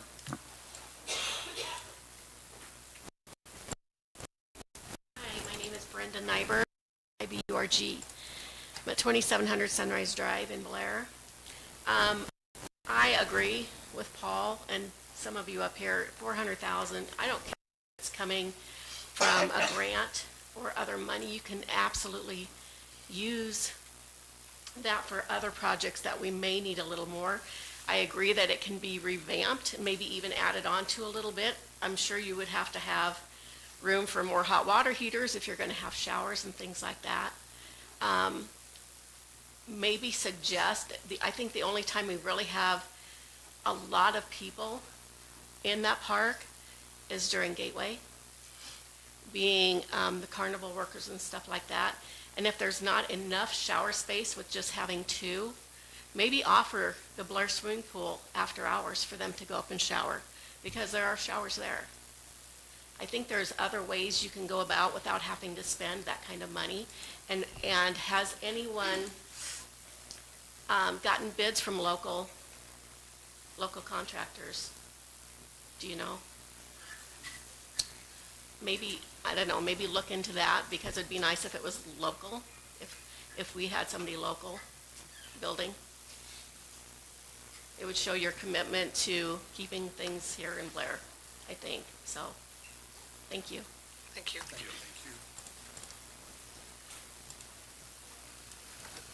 I'm assuming that the grant isn't tied in any way, shape, or form to a specific manufacturer that we're going through. If we build it and it is built locally on site rather than brought in, and it's less expensive, that's something that would still qualify for the grant.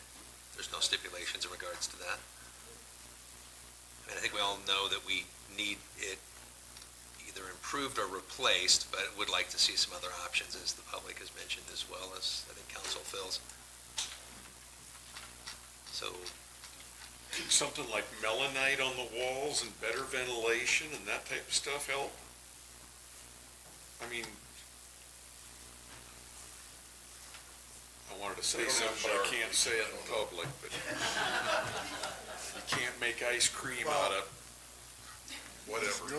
It can be in the budget, but we still have to approve it as a city council, so all we're doing tonight is approving the money. Amount. That's it. We're not Is it 300 or is it 400? anything else but that. Well, and we don't have to spend it, as Correct. Phil has mentioned, it's not something that we have to spend, but It doesn't happen. I agree that the 400 seems ungodly, but It doesn't have to be 400. I mean, we could lower it to 300.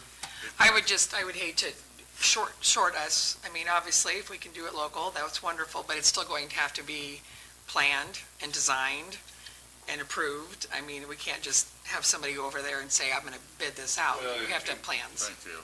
In this type of building, it has to be stormproof, right? That's an extra cost. Correct, correct. So, I say we budget $280,000 and see if we get the grant and see how we go forward. 290 or 300? going even 3. I like the 3. We don't have to spend it, Councilman. 300. Gee, thank you.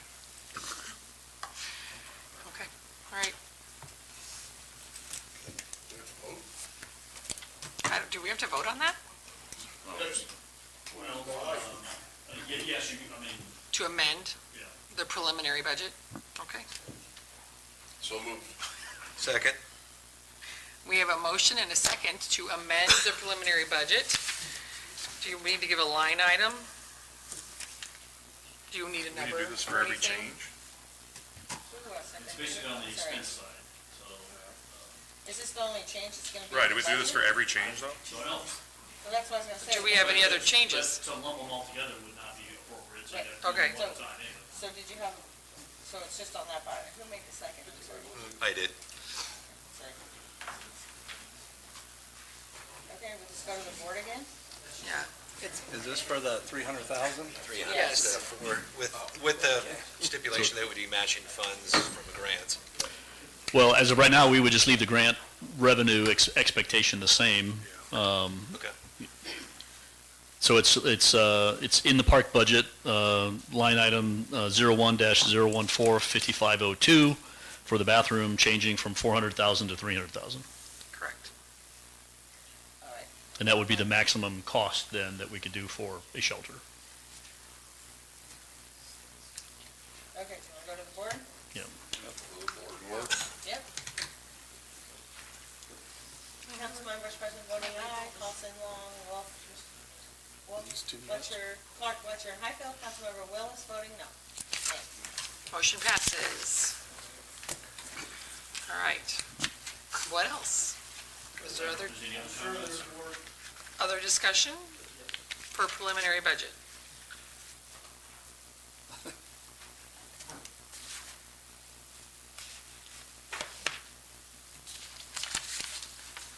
Logan Baker, BOEKER, 505 North 24th Street. Almost forgot my address there. Can you remind me again, what was the holiday lighting for the $660,000? Was that for permanent lighting, or was that we were doing something different? I'm trying to remember from the June meeting. I believe that is the lighting that outlines our downtown, The roof lines. the roof lines. Because it was It's used for that, it's used for the snowflakes and the brackets and anything else. Correct. it was an increase If we don't from- get any storms, it goes a long ways. It was an increase from 10,000 to 60,000, wasn't it? Well, we budgeted 40 last time, Budgeted spent 40. 10. Spent 10. Okay, but now we're budgeting 60. Correct. Okay, thank you. Correct. Thank you.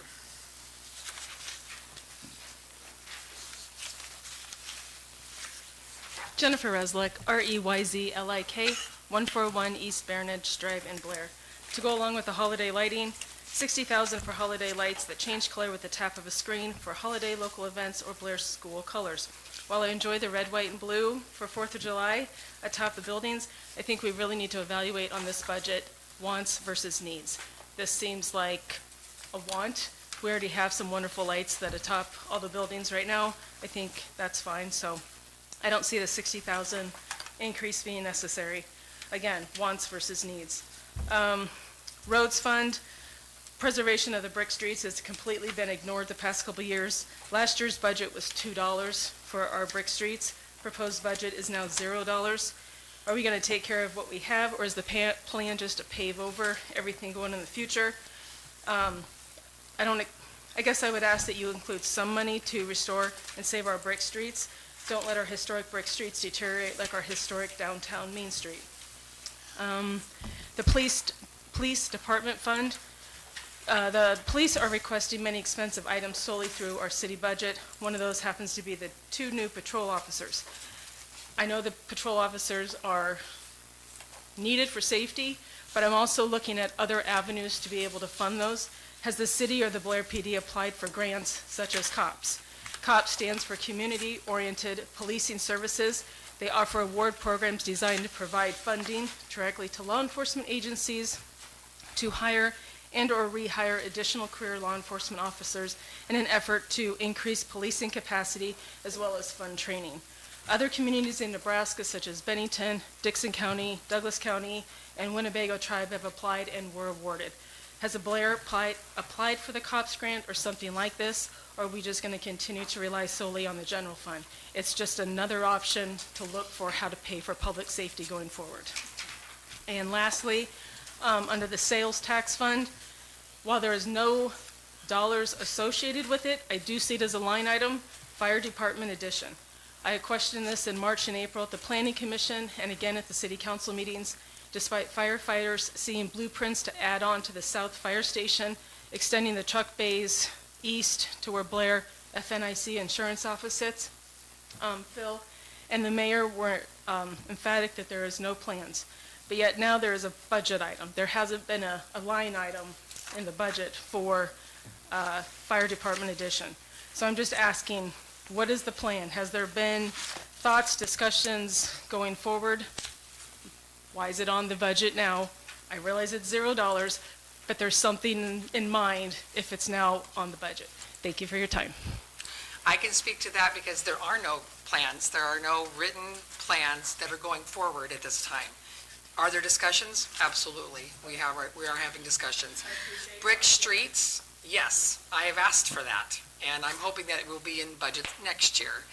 We had it in the budget several years in a row. We had it build up to $100,000, and then we used it all to repair streets, and we got everything back to square one. And I actually questioned it this year. I probably brought it up too late, but I've been assured that it will hopefully be in next year. But I agree with that. The lights, Mr. Heaton, that 60,000, those are just the lights that are going up and down Main Street. Yeah, that encompasses all the lights on the rooftops on City Hall, Right, that's not new lighting that would be installed. So every year we get a bid from Dixon Fremont Electric to come in and replace bulbs, fix broken wires, remove the tabs, or as you mentioned, we get a big storm. Right. And they get all wiped out. I think 2 years ago it was.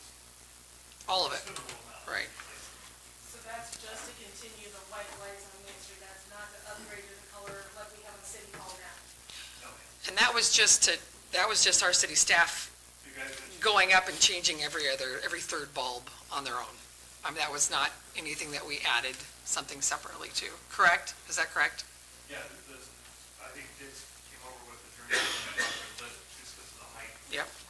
But that is not, we've had discussions about permanent lighting, but I think the costs are going to be too high. And if we don't need to use all 60,000, we won't use all 60,000. I'm trying to think of, and as far as the COPS grants, I can't speak to answer that, but it's a good point to bring up. It's another option to look for funding law enforcement. Oh, Chief's gonna come up. Woke him up. He's been alert. Oh. I'm not riding home with you. I'm awake. I'm just being vigilant back there. So, thanks for bringing up the cop grant, Jennifer. It's one of them, and there's grants out there that are subject to, I came from an agency that used the COPS grant. COPS grants are, one, they have a sunset. You own it. It's not just free money. There's attachments to it, and it's, you buy one, they buy one. You buy one that you just don't, if you need 5 cops, you just don't get 5 cops. You can't put in a grant for 5 cops. So there's a lot more to it. It's, when you go to the website, the COPS website, it looks really appealing to especially chiefs of police, like, oh my gosh, like, well, once you start understanding the nuts and bolts of it, it's not as, I guess, I don't want to say as simple as she made it sound, that it's just out there. There's grant money out there for different things. There's grant money for, I'm looking at, for our ballistic vest replacement. There's federal DOJ grant money for that. So, since being here the last 15 months, there's a number of things that I'm looking at for different things. But the COPS grant, yes, there is the COPS grant, but again, you own it after the sunset's done, so. Okay. But it does help, yeah, thanks. Thank you, Chief. Other comments from the public?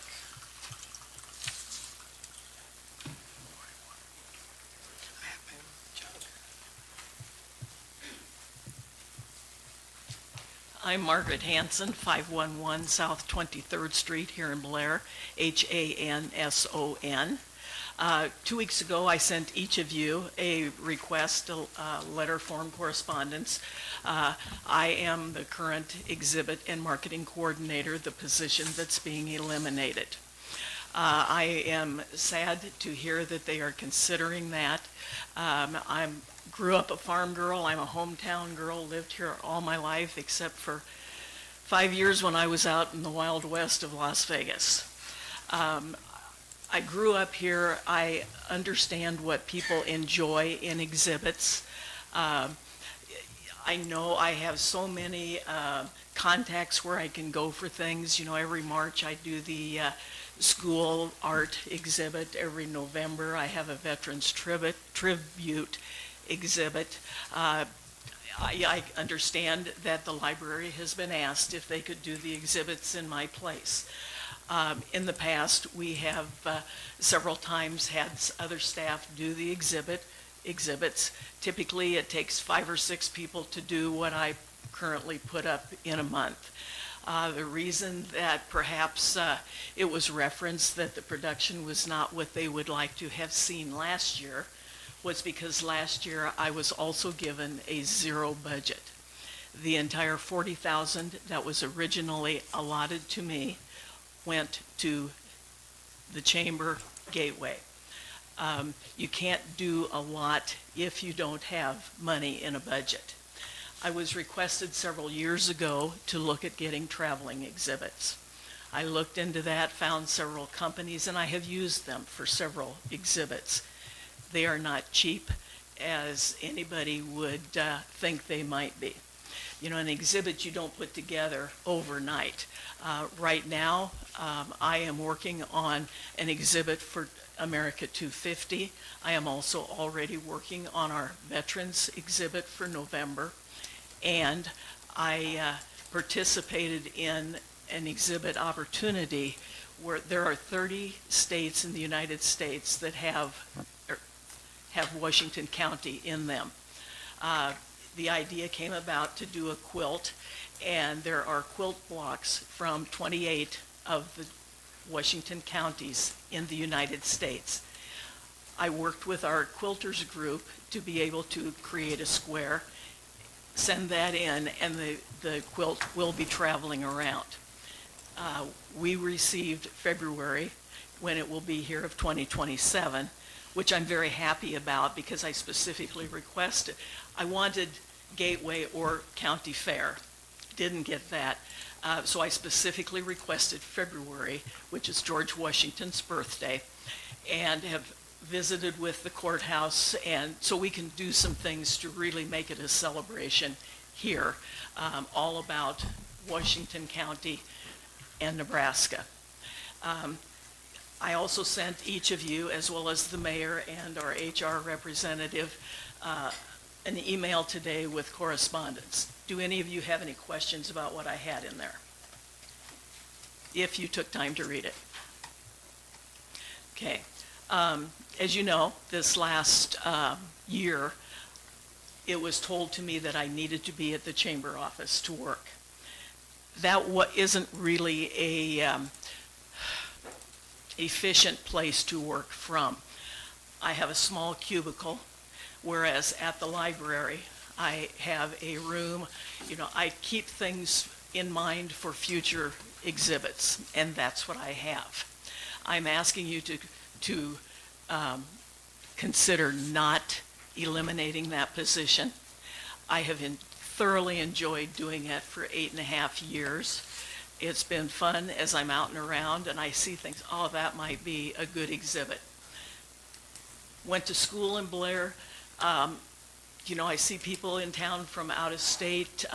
Had one guy come up from Texas, come in and talk to me.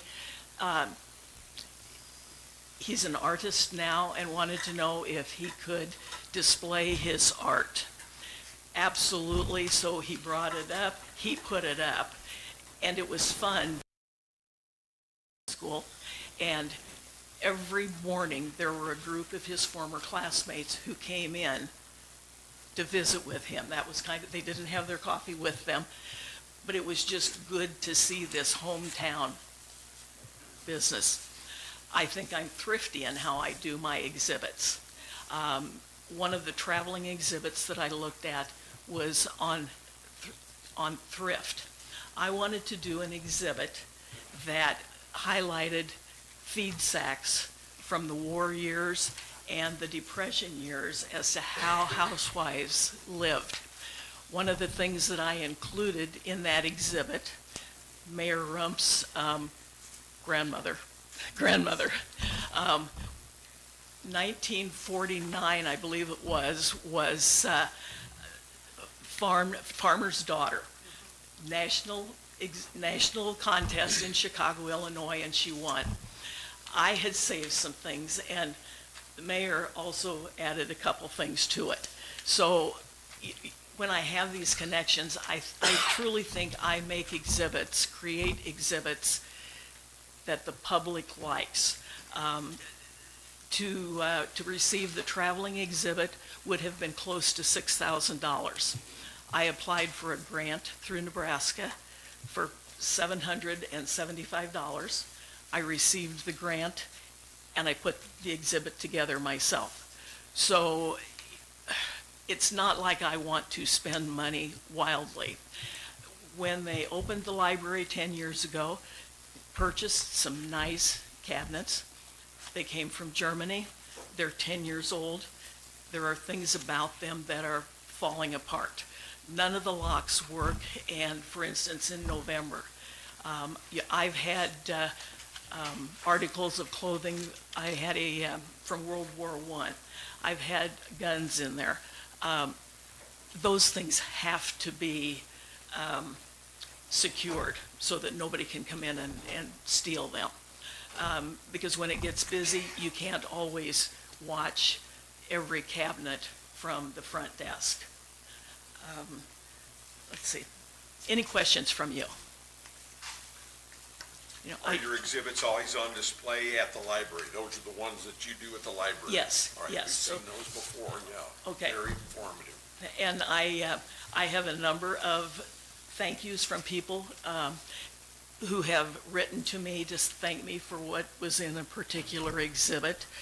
I have, people will stop me and say, you know, they really enjoyed this one, they really enjoyed another one. Hang on just a minute, what else do I have?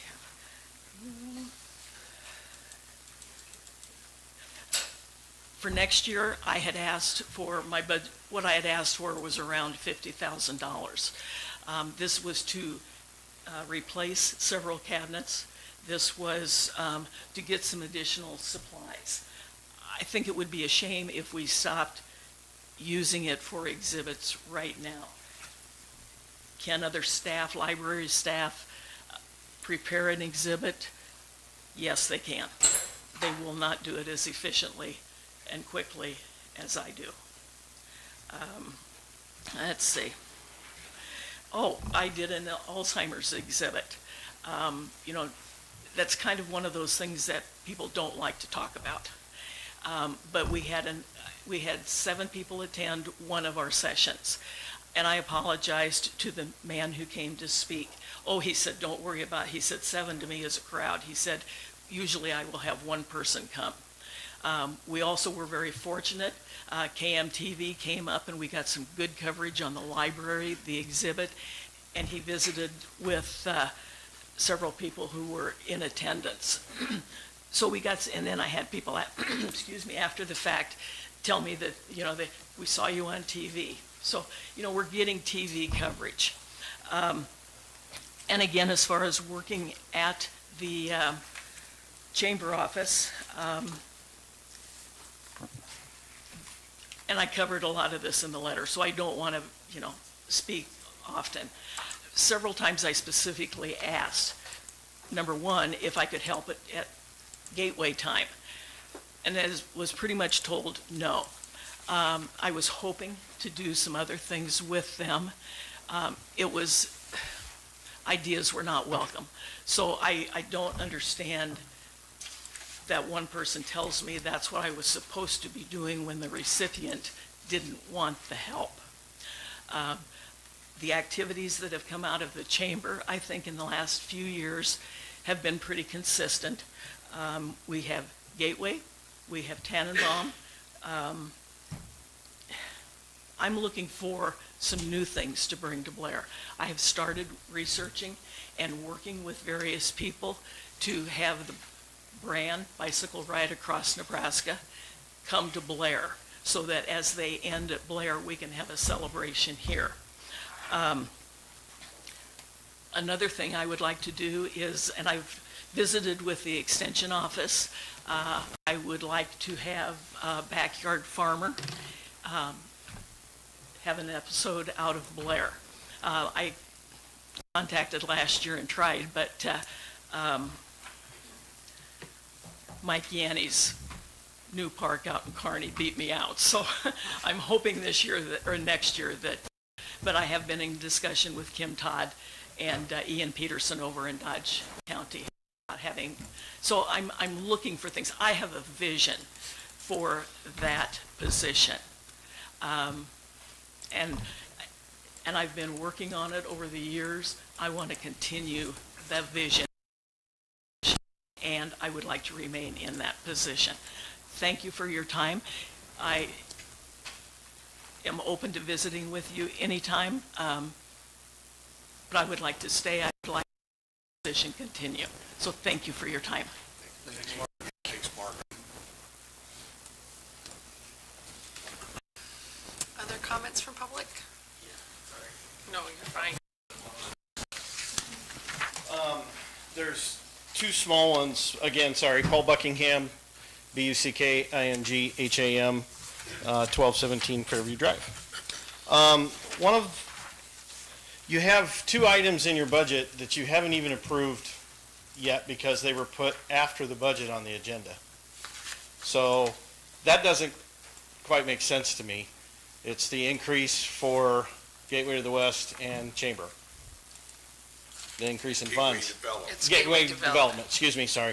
That's because Misspoke. we have to do an agreement with them, so that's. Well, I understand that, but you're still putting that in your budget before you even agreed to give them that money. So it doesn't make sense to me. The other one that I couldn't understand, it's not a lot of money in the end, but this to me goes to how deep, how much farther should we go? The AEDs. You're spending $1,400 a year checking AEDs for the city. That makes no sense. I'm a safety director as well in my position in the construction industry. AEDs don't take that much to do. So kind of wondering why it's costing that kind of money. Anybody know? Yeah, the AD program, so it's with, Come all the way up, sorry. So AD programs through Cintas, the $1,400 is full service, so if a battery goes out, they replace the battery for free. If the AD goes out, they replace the AD for free. They come out and they do monthly tests, provide electronic logs. So if an AED fails, we can say it was tested, you can show it was tested on this date. So it's a leasing program that continuously gets us new AEDs. So if we go in and the AED in City Hall goes down, we get a brand new one tomorrow. So it's a leasing program for the AEDs that are now citywide. Okay, so as somebody that was in the car business for 17 years, I can tell you a lease is a fleece. And that's exactly what's happening here. An AED does not cost you more than $1,400, and the batteries don't have to be replaced anywhere between 2 and 5 years. This is all stuff that's there, and checking them is literally 30 seconds. It does not take, my 9-year-old granddaughter could do it. And that's the truth. I mean, just, it's spending money that doesn't need to be spent on a consistent basis. Yes, they have to be replaced at some point in time. They're not all going to go at once. And getting another one is literally overnight. So that's just another. Jake, how many AEDs do we have? We went from 11 AEDs citywide to, I believe it's 24. So we increased our AED capacity over this last year. And again, so AED pads expire about every year or two, depending on the manufacturer. So the pads themselves cost a couple $100. Batteries, it's hit and miss with them. Some of them are out in the elements, like we got them up at the swimming pool and everything. So there's different variances to it. But again, leasing program provides all the AEDs brand new. And if we have any issues, they fix it on the spot. It doesn't require us to go out and buy it or do replacement parts. Thank you. Thanks. Thank you. Other comments from the public?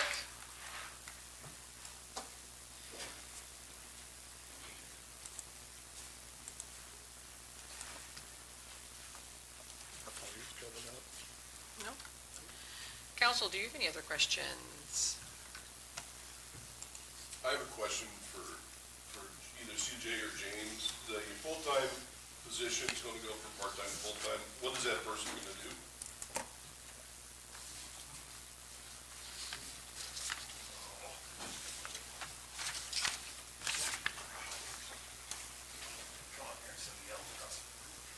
Thank you. Thank you, Mayor and Council. So yes, this position, something that staff talked through with the mayor, primarily this person's job will be basically a community gardener. Maybe Betsy will have a better title, but their main focus will be the ornamental landscaping of all the park signs, the flower beds around the buildings, library, general beautification, all those kind of high maintenance planting areas that our park staff doesn't have the time or the skill set to do. So we would be looking for somebody that is likely a master gardener with some landscaping, ornamental type design work to really put that focus on So making today, sure. the part-time position doesn't do that? No, the part-time position right now primarily looks at cleaning the bathrooms, picking up trash. Years ago, that was always just done by park staff as part of their, they would just rotate through. So it was just, two guys. Who's gonna do that? The staff will take that on. So that is work that, as working with the park board, talking with James, that they felt that the current staff could take that on, but hire somebody with the special skills to be able to identify what's weeds, what's not, and to be able to hopefully enhance and expand on what we're already trying to do with plantings around the signs, just beautification, downtown, things like that. Well, Yes, we sir. have 4 seasons. Yes. What do we do the other 2? Yep, thank you. We've discussed, we're asking for the budget to make this a full-time position. That doesn't necessarily mean we would spend that. Betsy and I've had some conversations that this could be maybe a 3 of the 4 season job. We've also discussed, and I don't know if James had time to talk to the school yet, using their greenhouse there, that this person in the winter could then start plantings in the greenhouse that then, come spring, could be brought outside, planted around the signs or in the parks. There's other communities that do that. They have a greenhouse where they start, instead of buying flowers in the spring, they start the seedlings and they grow in the greenhouse over the winter, so they're ready to go once frost is out. Well, with Benny's, it's $104,000 a year. And once you hire, you're there, every year. Correct. Go ahead, sorry. No, you asked one question.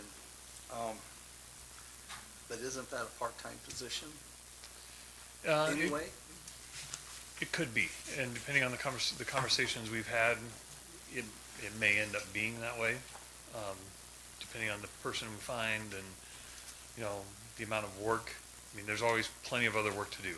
So their main focus may be those things, but if that, the council then approves the job description, the full job as budgeted, we wouldn't, if they're gonna be here on the clock, they're gonna have something to do. There's plenty of things that, if they pulled all the weeds in town, if they ever get to that point, James will find something for them to do.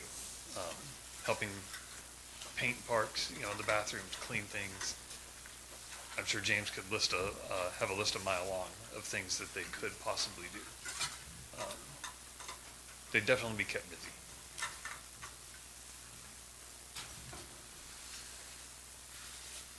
It just seems excessive to me.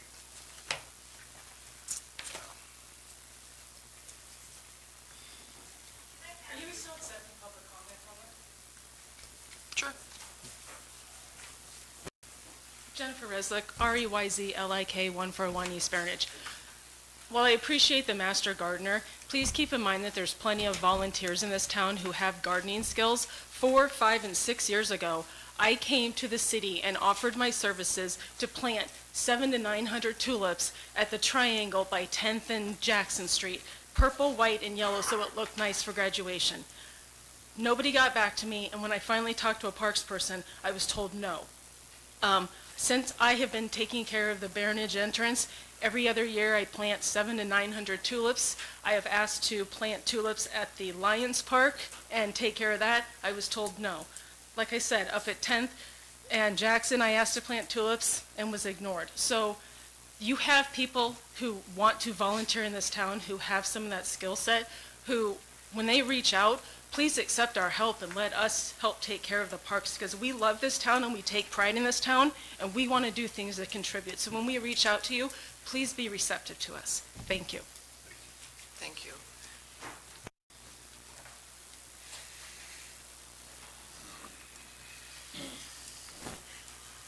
Betsy Anderson, ANDERSON, 1235 Pinewood Drive. So, the gardener. It can appear that a gardener is off. Now, what I will say is, I have been maintaining Washington Street. Just to weed and clean up the beds, it takes me 6 hours. Now, for me, I love gardening. It's a joy to me. I don't mind doing it. It helps to beautify our community. we have to realize that if we want to sell our community, it has to have an appearance of being and beautiful. And the concrete that we have downtown and the traffic that we have downtown deters from that. By planting the flower beds, it begins to soften. It's nowhere near what it could be if we compare ourselves to Ashland. However, we can begin to do that. All of the entrances to Blair could have color and have flowers appropriate for the season. It takes somebody to plant them and maintain them and weed them. Our staff in the park department is very good with weed eaters and chemicals. They're not good with weeding. So is this a position that might seem a bit extreme for the budget when we're looking at every penny? Absolutely. Is it something that we could fit into the park department over a period of time where that person could do multiple jobs? Yes, it could happen. If not this year, next year, it's something that we could enhance our community by beautifying it, and it would be a nice addition. So I want to encourage it for what it's worth. I understand that you have constrictions with your financing. It's not an easy task for you, and I appreciate your consideration. Thank you.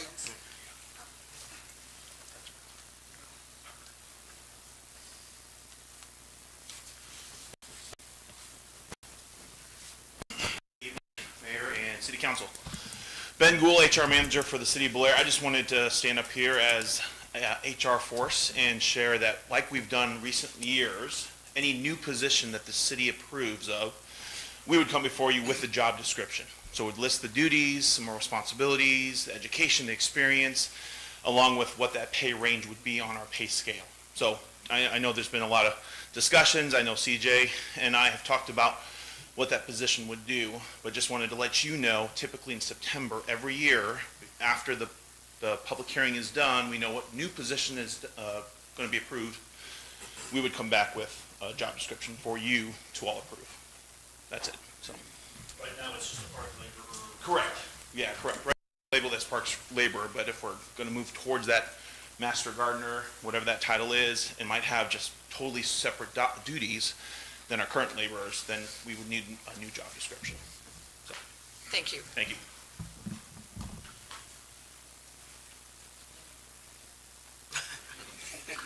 Other comments from the public? Council discussion?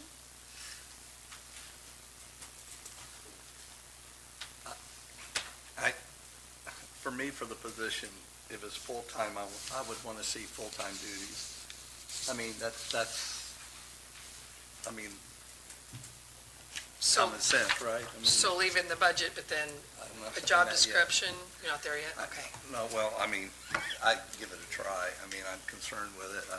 sure. I really would want to see that that's a full-time job. Okay, and at this point, I'm not sure that that could be that. So, I mean, I'm sure you can understand that, and I trust James does a great job in making sure some of that's done. So, I'm willing to look at it. Okay, with some reservation. Thank you. It's getting late. Appreciate you.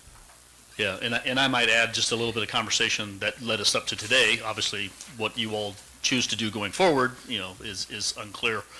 We approach this ultimately as a parks laborer full-time position. The questions kept coming up about exactly where their duties would be, what they would be working on. I've stressed to them that the way it is right now, they may have a concentration, but ultimately it's a parks laborer position and would be doing that potentially year-round as they're not doing some of these other things. So, we approached it that way initially. I'm fully with you, and as Ben was kind of trying to reiterate, if they're wanting to fine-tune it or hone it down to something else, it could end up being part-time even, and therefore would be less money, even though you've budgeted for a full-time position.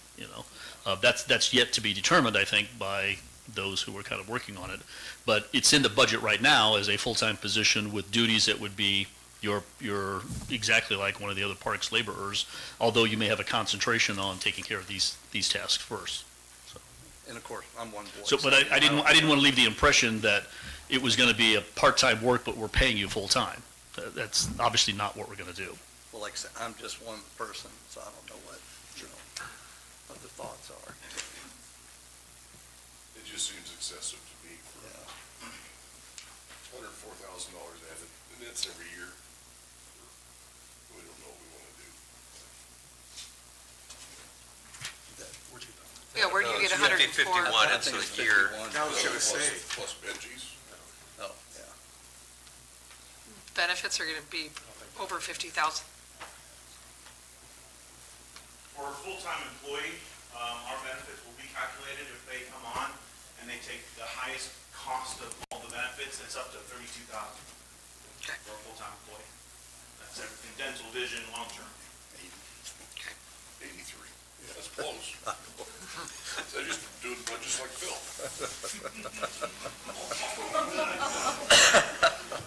Well played, well played. Close. Future last jobs here. Part-timer then? I'm trying. The part-timer doesn't get any benefits? Correct. Part-timers don't get any of those benefits, correct? No.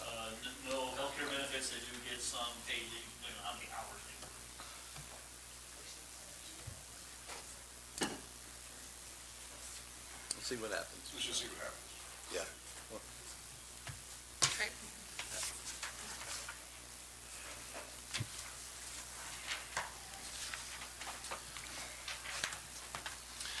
Sean Cooper, COOPER, 2300 College Drive. Two things that I was kind of looking at in the budget that I think need to consider, especially since there's a couple of resolutions coming up on these exact items, is the Chamber of Commerce budget. In 2025, it was $10,000. They spent $500. In 2026, it up to $45,000. They spent $43,600. Now they're asking for $60,000. Gateway started in 2025 at $100,000. They spent $100,000. Now in 2026, $120,000. They spent $120,000. Now they're asking for $140,000. I'm kind of curious. I assume, given the track record, they're going to spend $140,000. So my concern is, where's it going to stop? Number one, you're already you're cutting 3 employees, right? Because of budget concerns. The restroom over at the RV park is a big concern because people want to get it done because the one that's there looks bad and it's old, but we don't have money for it. We have a budget deficit of $1.1 million, but we just keep handing out money to the chamber and to Gateway like it's going out of style. So when these next 2 resolutions come up, I would seriously consider looking at the numbers on that and maybe going backwards instead of forwards. Thank you. Thank you.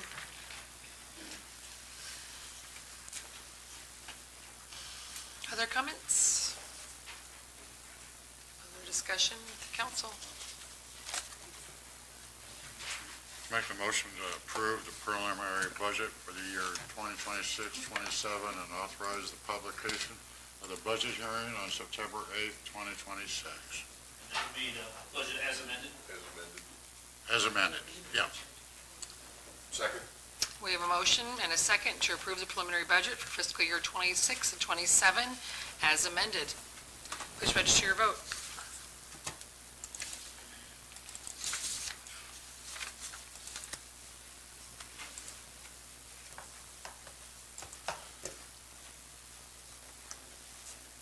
All council members present voting aye. Motion passes. We will take a short 7-minute recess and reconvene. 7 minutes.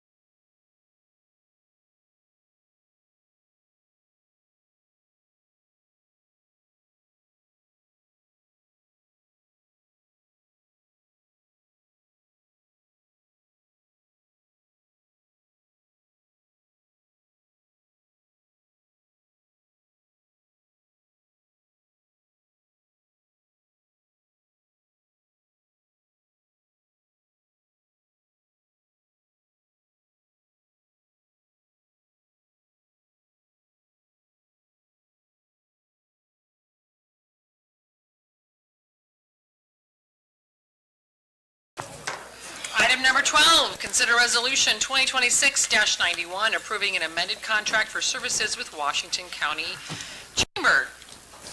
Mr. Green and Ms. Ferguson. Yes, thank you, Mayor. So what you have before you is a service contract. So again, under state statute, it's not permissible for municipalities just to pay dues or fees that aren't tied to services that are being performed. So we have an existing service contract with them. When they came last year, at that point in time, they requested funding that was beyond what we had written last year. I think for some justifiable reasons, and they'll get into that a little bit more coming up. What you have before you then is an amendment. They kind of told us last year that they were going to come back and ask for some additional funds. The agreement that you had before you last council meeting has been modified to this format. One of the things that was in it before, and rightfully some concerns were brought up, was the annual increase that was specified there. Keep in mind, a lot of our service contracts that we've had have had no annual increases in them whatsoever.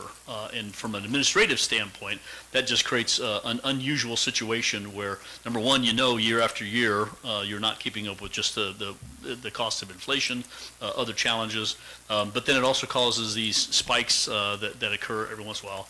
But again, 4% was very much on the healthy side. So this has been modified back down to 1.5%. Probably better for the service provider to come back and ask for additional support sometime in the future, and then maybe have an agreement that would provide, a larger growth amount that might look like it would just get lucrative over time. We also added a phrase then in the compensation area that just specifies further changes in compensation then shall be negotiated according to Section 2.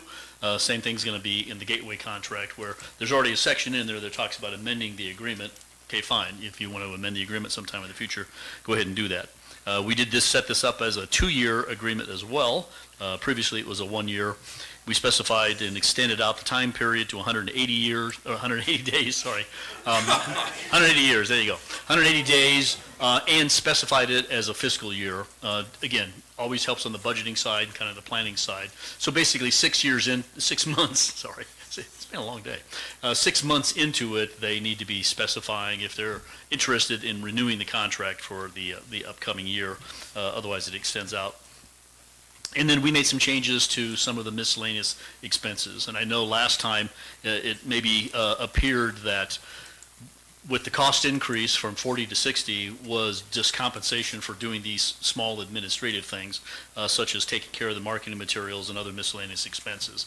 I guess the best way for me to really stress this is, at least from my standpoint and the experiences I've had in some other places as well, is that you're really contracting for services and trying to pay these organizations enough so that they have the resources available to hire really good executive directors. And you can expect then a lot from those executive directors. These positions are critical for cities to be able to interface with and have those kinds of activities being taken care of. And so, I'll allow them to come up and kind of talk about how they're going to be using these funds and some of the justifications for them. But from a municipal standpoint, it really is about having good executive directors that we know can run an organization well, that works well with us, interfaces well with us. That has not always been the case in the past. So, any questions for me before I turn it over to Nikki? We do have a good executive director of the chamber. I would agree with that. Does a great job. But this money from Blair is not going to pay her more to have a good one, right? I mean, this doesn't go towards wages. Well, it can. It goes to the chamber, and then they use those funds how they choose to use those. I didn't think it went wage-wise, I thought. It's all, I mean, once we give it to them as an organization, it's up to them and their budget that they've worked out on how those funds are going to be used. Do any other municipalities in Washington County, being it's now the Washington County Chamber, do any other municipalities make any payments to the chamber? Yeah, and I'll allow them to express or talk about that. If they want to change it to the Blair Chamber of Commerce, I'd be very excited. So.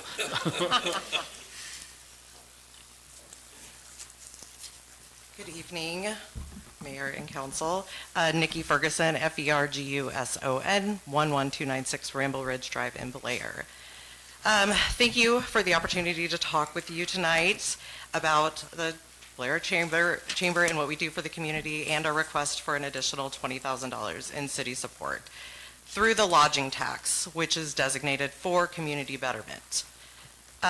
This request is more than funding. It's about recognizing the partnership between the city and the chamber and the work we have already been doing together to support Blair's businesses, visitors, workforce, and quality of life.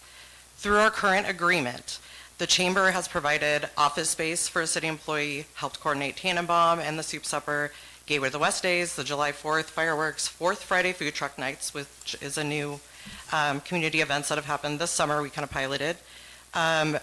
We take care of Art Alley, managing that calendar and trying to bring programming in there as well, visitor information, community promotion, and of course, business support. Today, the chamber represents more than 250 Washington County business. Of course, most of those are here in Blair.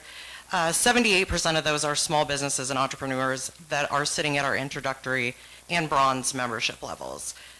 We support those businesses through networking, business after hours, member coffees, lunch and learns, ribbon cuttings, shop small initiatives, mentorship, referrals, and other programs designed to help people spend their money here and support our local economy. But our work goes beyond business support. Obviously, something that's of interest to a lot of municipalities and reasons that they do support chambers would be through kind of the talent initiatives and things that we're doing to help our workforce. We've been doing that through our career and trades exploration. We do Leadership Washington County. We have a scholarships program, and we have plans for a future leadership program to get started with some leadership training for our high school kids. Investing in the next generation of workers and community leaders. We also fill an important tourism role. Blair does not have a dedicated CVB or Convention and Visitors Bureau, so the chamber serves many of those functions, providing visitor information, maintaining a visitor website. We just released a new visitor's guide that came out in June, trying to promote Blair as a destination or a place you want to invite your family and friends to and create events that bring people here. And those events have a real impact. Gateway to the West Days brings thousands of people into Blair. According to Placer AI, more than 2,000 people attended Friday's events in 2026, and more than 4,500 on Saturday. The event requires hours of planning and coordination in advance, including 88 volunteer hours just during that 4-day celebration itself. And we were short this year. It's getting harder and harder to find people to fill those roles. My husband and 2 of my kids filled those. It's hard. So I will take all the volunteers I can from anyone who wants to give back. We will absolutely take all the help we could get. It is a very, very heavy lift. Our new 4th Friday community block parties, we started those in May and piloted this year with 3 events in May, June, and July. Each one of those averaged 205 people per event, creating additional traffic to our local businesses and more activity downtown.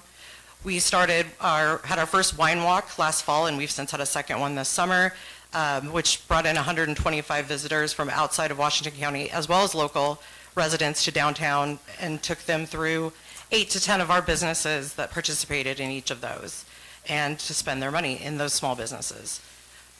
The chamber also sponsored a kids entrepreneurial market that was put on by an organization that brought in 50 kids and their families selling their things and with their little small businesses, and it was very impressive. But beyond those kids and their families being in Art Alley and the people that came to support them and spend their money with these future business leaders of Washington County and Blair, they also stayed in town. They had lunch here. They went to our farmers market. It has an economic impact, all of these community events. These events, for the record, are not major chamber fundraisers. In most cases, our goal is simply to break even. We are not making a ton of money off Gateway and, of course, Tannenbaum and any of these 4th Friday events.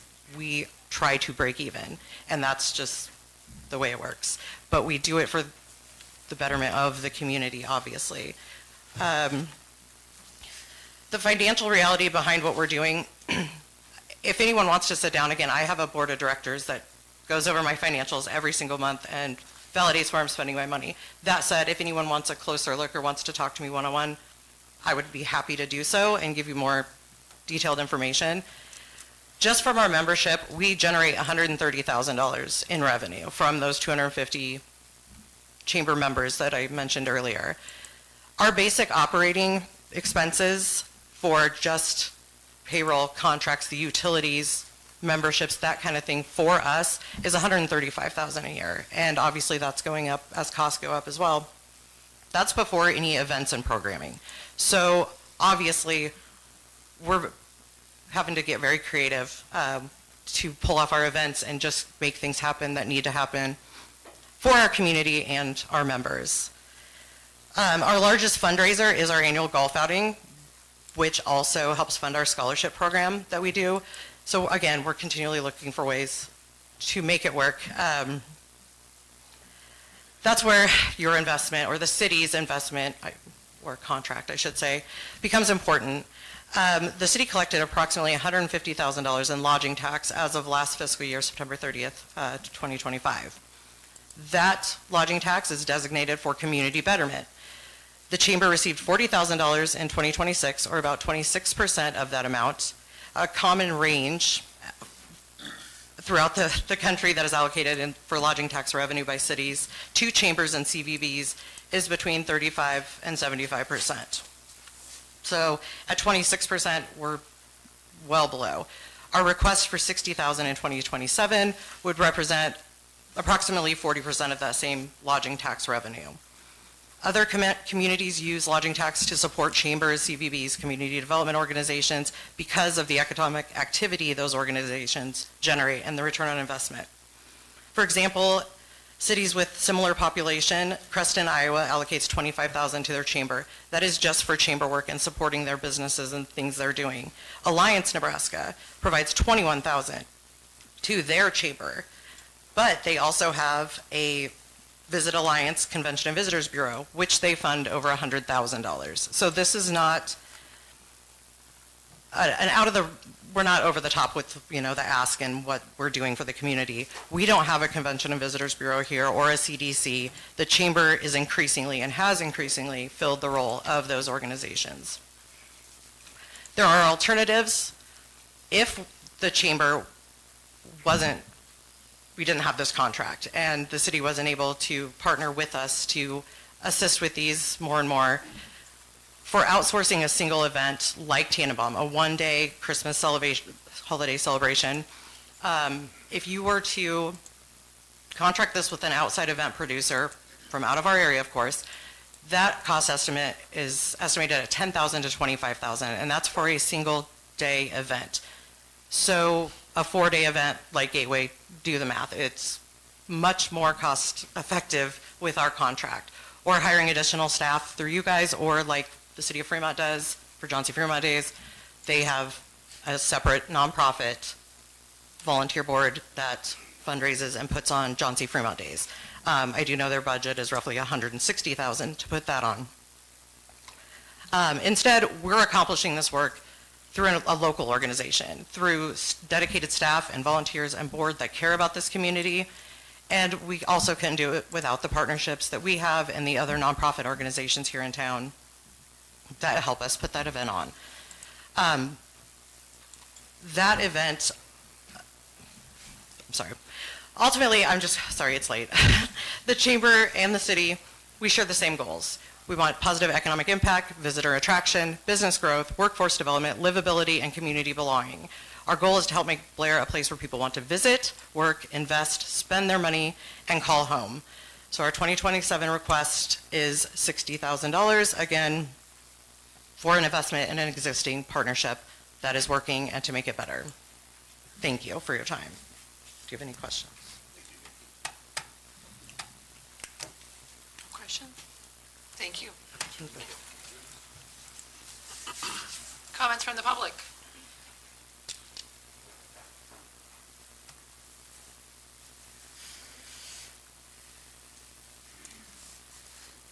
Good evening. It's very late. I'll just say that. Melanie Kading, Kaeding, 120 Squires Place. I have been on the chamber board. This is my 6th year. as president of the board my second year. I was there when we had a very not efficient director. It was not a good situation. I will just say that. I had the pleasure, along with the other board members, to run the chamber last year for part of it before we hired Nikki, and we did Gateway, and it was a lot of work. This money enables us to help pay for all the expenses for a lot of those things and to give Nikki the amount of money she deserves, the salary that we need to give her to keep her here, and to run the chamber the way it should be run. I'm sure you all remember our previous director did not do the things that Nikki's done in the amount of time she's been here, the entire time he was here. So we would appreciate the extra money to help us afford everything in the chamber, keep all of the things moving forward, Gateway, the golf, Tannenbaum, all of those things. So, thank you. Thank you.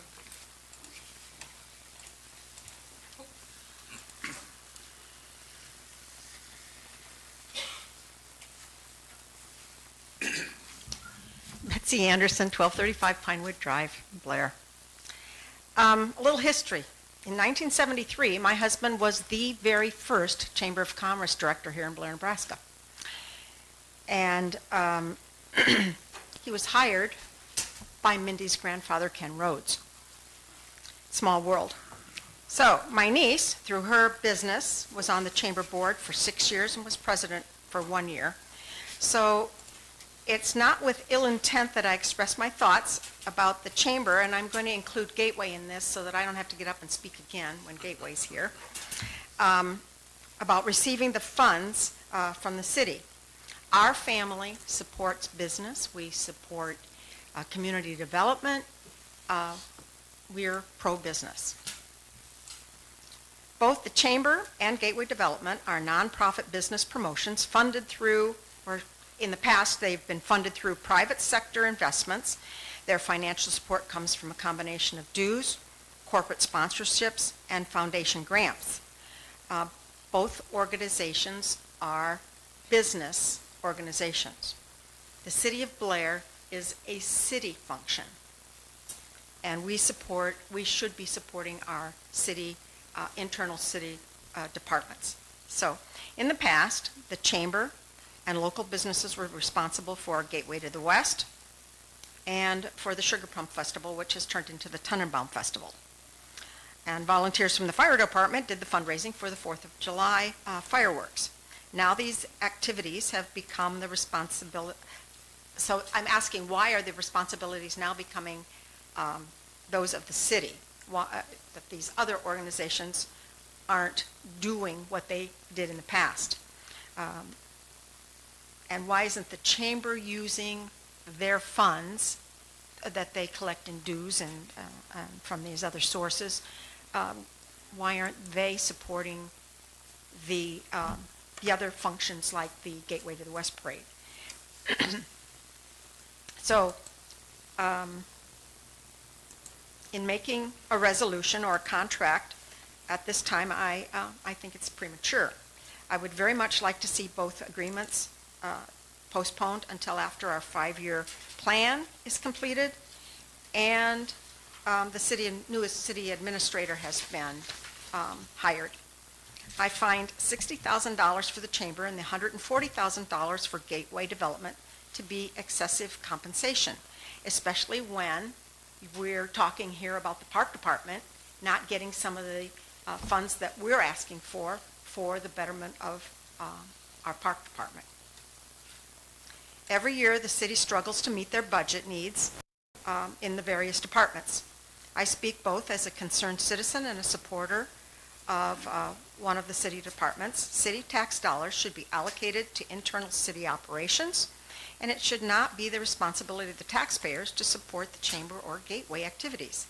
I will reiterate that the financial responsibilities belong, I will reiterate that those financial responsibilities belong to the private sector. Thank you. Thank you. I will speak to the volunteerism. I agree, Betsy.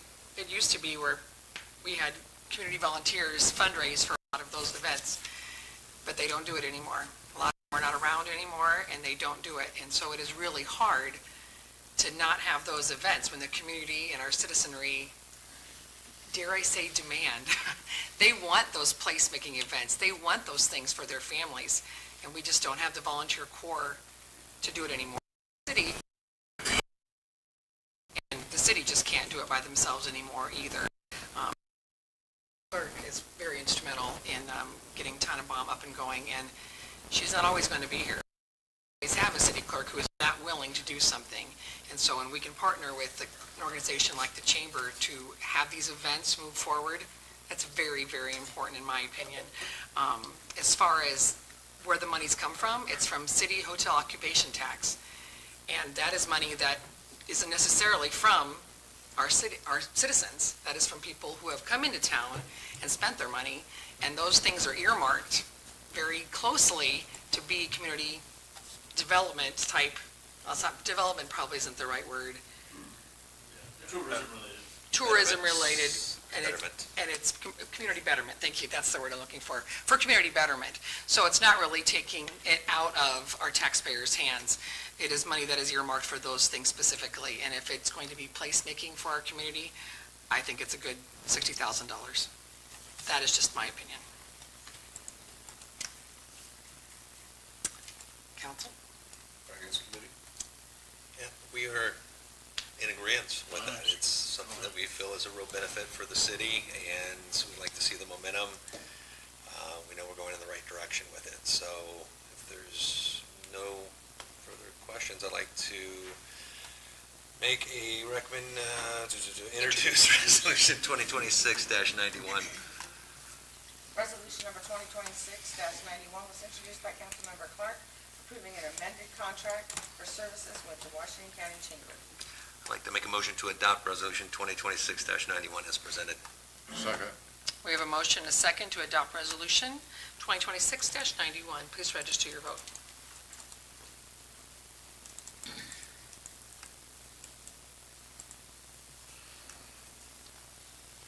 All council members present voting aye. Motion passes. Item number 13, consider Resolution 2026-92, approving an agreement between the City of Blair and Gateway Development Corporation. Mr. Green. Thank you, Mayor. Yes, this next agreement is with the Gateway Development Corporation. The last agreement update that we had with Gateway was in 2011, I believe, like 4 executive directors ago. So it's been quite a while since we've updated this agreement. I will let you know that Mike Rooks is as close to a city employee that's not on our payroll as you could probably get. Mike works tirelessly on behalf of Blair and Washington County on the economic development side, but we meet weekly for probably about 45 minutes talking about the different prospects that he's been presented, different ones that are in the works, how these issues would dovetail with the city of Blair. We've gotten, because of the focus that started way back in 2023 and 24 with the Housing Committee, Mike spends a lot of his time talking about housing development, so we rarely have a developer come to town or meet with someone that Mike's not invited to come and participate, simply because it all deals with job creation and business creation.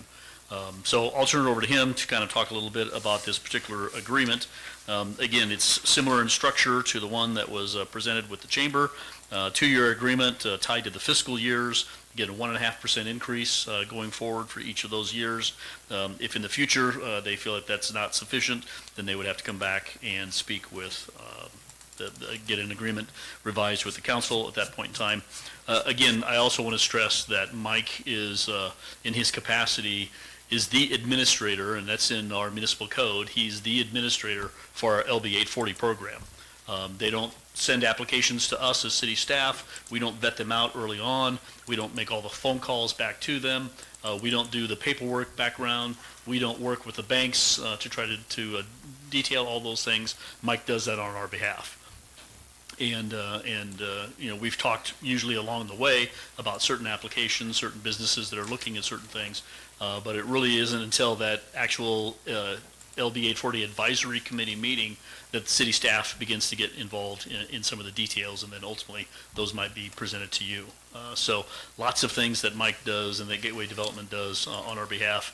Plus, a little bit different than the chamber, the agreement, all the way back to the 2011 agreement, calls for 2 council members to actually be board members on Gateway.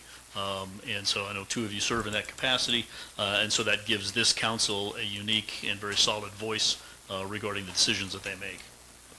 Mike, I'll turn it over to you.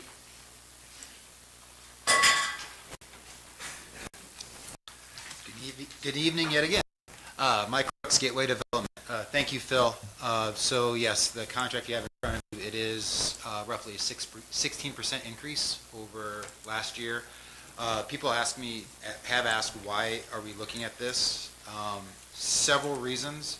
First of all, we have 21 active projects right now in my pipeline. Those range anything from small business, as we had up here today for LB 840, to very large corporations as well. At the moment, we are out of property as far as optioning and everything. We need to continue to build out infrastructure and find options and find that next area for business. And that's one of the main reasons for this 16% increase. I have one feasibility study that I'm working on right now that's going to be $160,000. As a nonprofit, public-private partnership, I cannot do that alone. But if we don't do those feasibility studies, we're not going to be able to figure out where our next major manufacturers are going to go. I have housing study that we went out for RFP on, anywhere from $35,000 to $210,000 for a simple housing study. Prices are going up on everything. It's very hard to keep doing what we have in the past. The other piece on this that I will say, just going to list off a couple things here. Dollar Tree, Gateway Plaza, where Jimmy John's, the chiropractor, Scooters, Lighthouse, Tasty, Black Label, Dollar General, the 10th Street expansion with 6 different businesses on there. Gateway helped bring all those in, and those are all property taxes, not anything with TIF or anything. So just on a very quick note, it would be probably $500,000 a year that we bring in alone in property taxes from those. And that's not including other projects that we have that will come back on the property tax roll once TIF is done on some of those. We have also helped out with getting, I know Angie, I believe, still here. She came to me and we spearheaded the art alley. You know, she came to me and we got it running, and it's fantastic. And now I have actually turned that over to Nikki, which she loves. But she's helping manage that. But we're still helping manage the grants. We're getting grants in all the time. Right now, I am going after, well, we received a $4.4 million grant already this last year. I'm going after another $8 million grant for some major industrial projects. These are all things that just take time. Frank, like I told you before, I'm at a point where I have to pick and choose what I'm doing, and I'm leaving stuff on. That's how busy we are. We have a very robust pipeline and great projects, but we need this funding to continue to move forward with these projects. What questions would you have for me? How long, I remember reading it, but remind me, how long is this agreement for? Phil said 180 years. Yeah. No, 2 years. Oh, just 2 years? I would like it longer, but 2 years is great. We can come back and look at it at that point.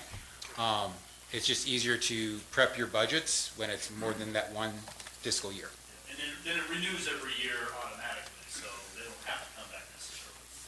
And I actually told Phil that 1.5%, additional, he could have cut that. I didn't care about that. This is just something we need to do going forward, and I just wanted to update it and make sure my board is aware of what's going forward. Kevin, Kurt, did you have anything since you guys are on my board? We are on your board. There's a lot of projects that the public can't know about. Mike can't even tell us because he's under an NDA usually. So there's a lot of, like he said, infrastructure things. Housing's been such a big deal now that now we're starting to land some of those flames. So a lot of these things have been in the air for, well, since I've been doing it. and things are starting to, hit the runway. So that happens because of Mike, and it happens because of his board and the board that Kevin and I are on. We're helping give input and stuff, so it's very beneficial. They do a lot of really good things. In fact, the last meeting we were at, you couldn't attend it, you were in DC. We talked about telling the public more of what Gateway does, because the public doesn't really know that they're out there getting calcium products down there on South 75, south of Dollar General, which would be another great property tax revenue for the city, right? Which will come into effect next year. It's not on the books yet. Right. So there's so many things going, and I guess if you sit on the board, you just kind of assume everybody knows, but nobody does know. So we need to do a better job of letting the public know what Gateway does too. But it's a great organization. Mike does a great job, and he's a one-man band. No, I agree. You said it very well. You work hard for us, and you do a fantastic job. So I echo what you just said. You're welcome. The work's not over. You got a lot of work ahead of you, buddy. It is, there is, there is. I'm excited. You done an exceptional job. Yeah. Thank you. All right, appreciate it. Any comments from the public?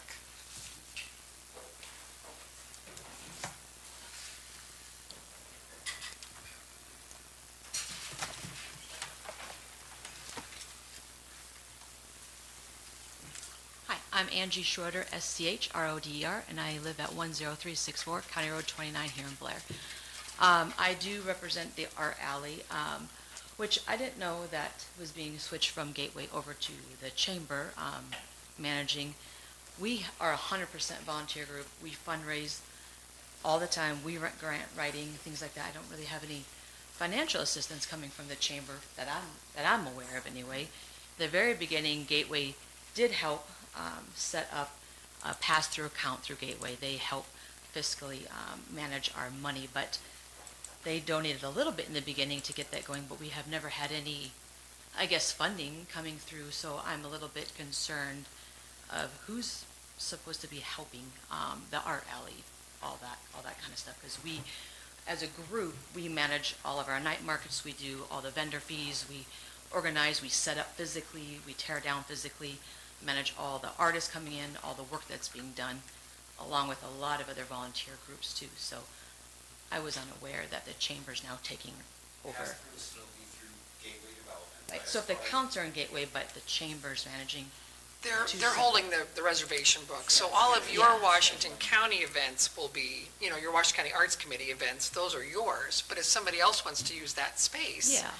They would have to coordinate with the Chamber. Okay. Does that make sense? Like if somebody else wanted to go and have an Sure. event I just there. want to make sure that everyone knows that there's really no financial assistance coming from either, or, I'm just, want to make sure that I guess I'm understanding, because I didn't know about that. I think it was more just a scheduling and coordinating. Okay. That's all. All right, thank you. Thank you. Any other comments from the public? Finance Committee? Yes, we did meet on this, and there's no questions. I would like to introduce Resolution 2026-092. Resolution number 2026-92 was introduced by Councilmember Wolf, approving an agreement between the City of Blair and Gateway Development Corporation. A motion to adopt Resolution 2026-092 as presented. Second. We have a motion, a second, to adopt resolution number 2026-92. Please register your vote.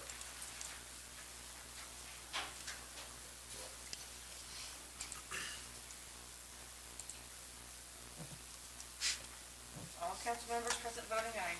Motion passes. Item number 14, consider ordinance 2625, amending the Blair City Municipal Code, Chapter 1, Article 3, relating to appointed city officials, updating the power, duties, and responsibilities of certain appointed positions, and eliminating obsolete provisions. Mr. Green. Thank you, Mayor. This has been in the works for a while. One of the things that the mayor had requested of us as staff is to look into our municipal code, and so this is going to be an ordinance, if approved tonight, that would change our municipal book. And she'd asked us to look into what the state statute require, from a kind of a minimum perspective, as far as appointed positions. And if we've got things in our municipal code that, that say that the mayor would appoint a position, but state statute doesn't require it, she would like to recommend to the council that those be removed and just be treated as a regular employee and not appointed positions. Again, appointed positions not only have some practical aspects to them, but in many ways, they make holding those positions a little more tenuous, because ultimately anyone appointed can be unappointed at any particular council meeting. So just something to be aware of. You'll also notice, though, some significant additions, and it's the red text that's in this particular section regarding the city administrator. That came ultimately as my recommendation because some research was done by the University of Nebraska at Omaha and their School of Public Administration on the powers and authorities of city administrators versus some of the political winds that sometimes blow in communities, either from the mayors or from other elected officials. And their strong recommendation for years has been that your municipal code clearly lay out the powers and authorities of your top administrative official, which in our regards would be the city administrator position. And by kind of clearly laying out those things and stating them, it makes it clear to the elected officials who's kind of responsible for what. The mayor by state statute has superintending authority, they call it, over all the functions of the city. So she oversees all of those things. But that doesn't necessarily mean that she or any other mayor could say, walk in and say, this employee is not doing a good job, fire them. There are elected officials who sometimes feel like they have that authority to be able to do that. They don't. You may have some concerns. We will investigate those concerns. We'll look into it. There are certain things that, from an HR perspective, that both the courts and other state and federal laws have established a kind of a procedure to go through. But having it clearly written down is helpful both for the appointed individuals as well as the elected individuals. I bring attention to one thing that's in here. On page 2, number 8, under the administrator, just simply mentions the administrator shall work within the policies established by the mayor and the council, shall communicate with and report back to the governing body as a whole rather than to individual members. Neither the mayor nor any individual council member shall interfere with the day-to-day administration of city operations except as authorized by law, ordinance, or actions of the entire council. Just kind of helps clarify where the lines of authority and power are. So you'll see some sections that remove, we've removed things like the assistant positions. Again, we now title them deputies, but by state statute, those don't have to be appointed, and so this would remove that responsibility. The same for the deputy clerk. And then there is one section that kind of transfers some language from the current city clerk description to the treasurer position, because over time those duties have been transferred to our treasurer and finance director. So, any questions you have for me? Thank you. Any comments from the public? Having none, Judiciary Committee. Yeah, we did meet on this. Obviously this is municipal code didn't really point out what the city administrator, what their roles are supposed to entitle. So this is just a way to kind of clean up the code. So if there's no objections, I'll introduce ordinance 2625. An ordinance to amend the Blair Municipal Code, Chapter 1, Article 3, relating to the appointed city officials, updating the powers, duties, and responsibilities of certain appointed positions, eliminating obsolete positions, repealing all ordinance providing enforcement in full force and effect, and publishing in capital form. I move the statutory rule regarding reading on 3 different days be suspended for consideration of said ordinance. Second. Question. Does anybody want a question? Possibly not Excellent. Frank, We're looking at you, Frank. Question before the council is, shall the statutory rule requiring reading on 3 different days be suspended? Please register your vote.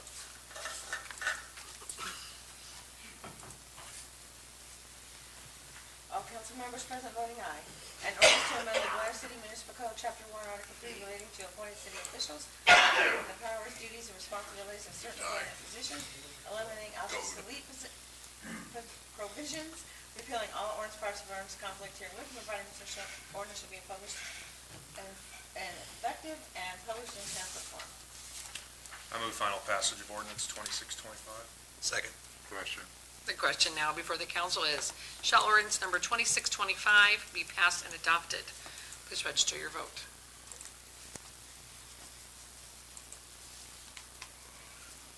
All council members present voting aye. I declare ordinance number 2625 duly adopted.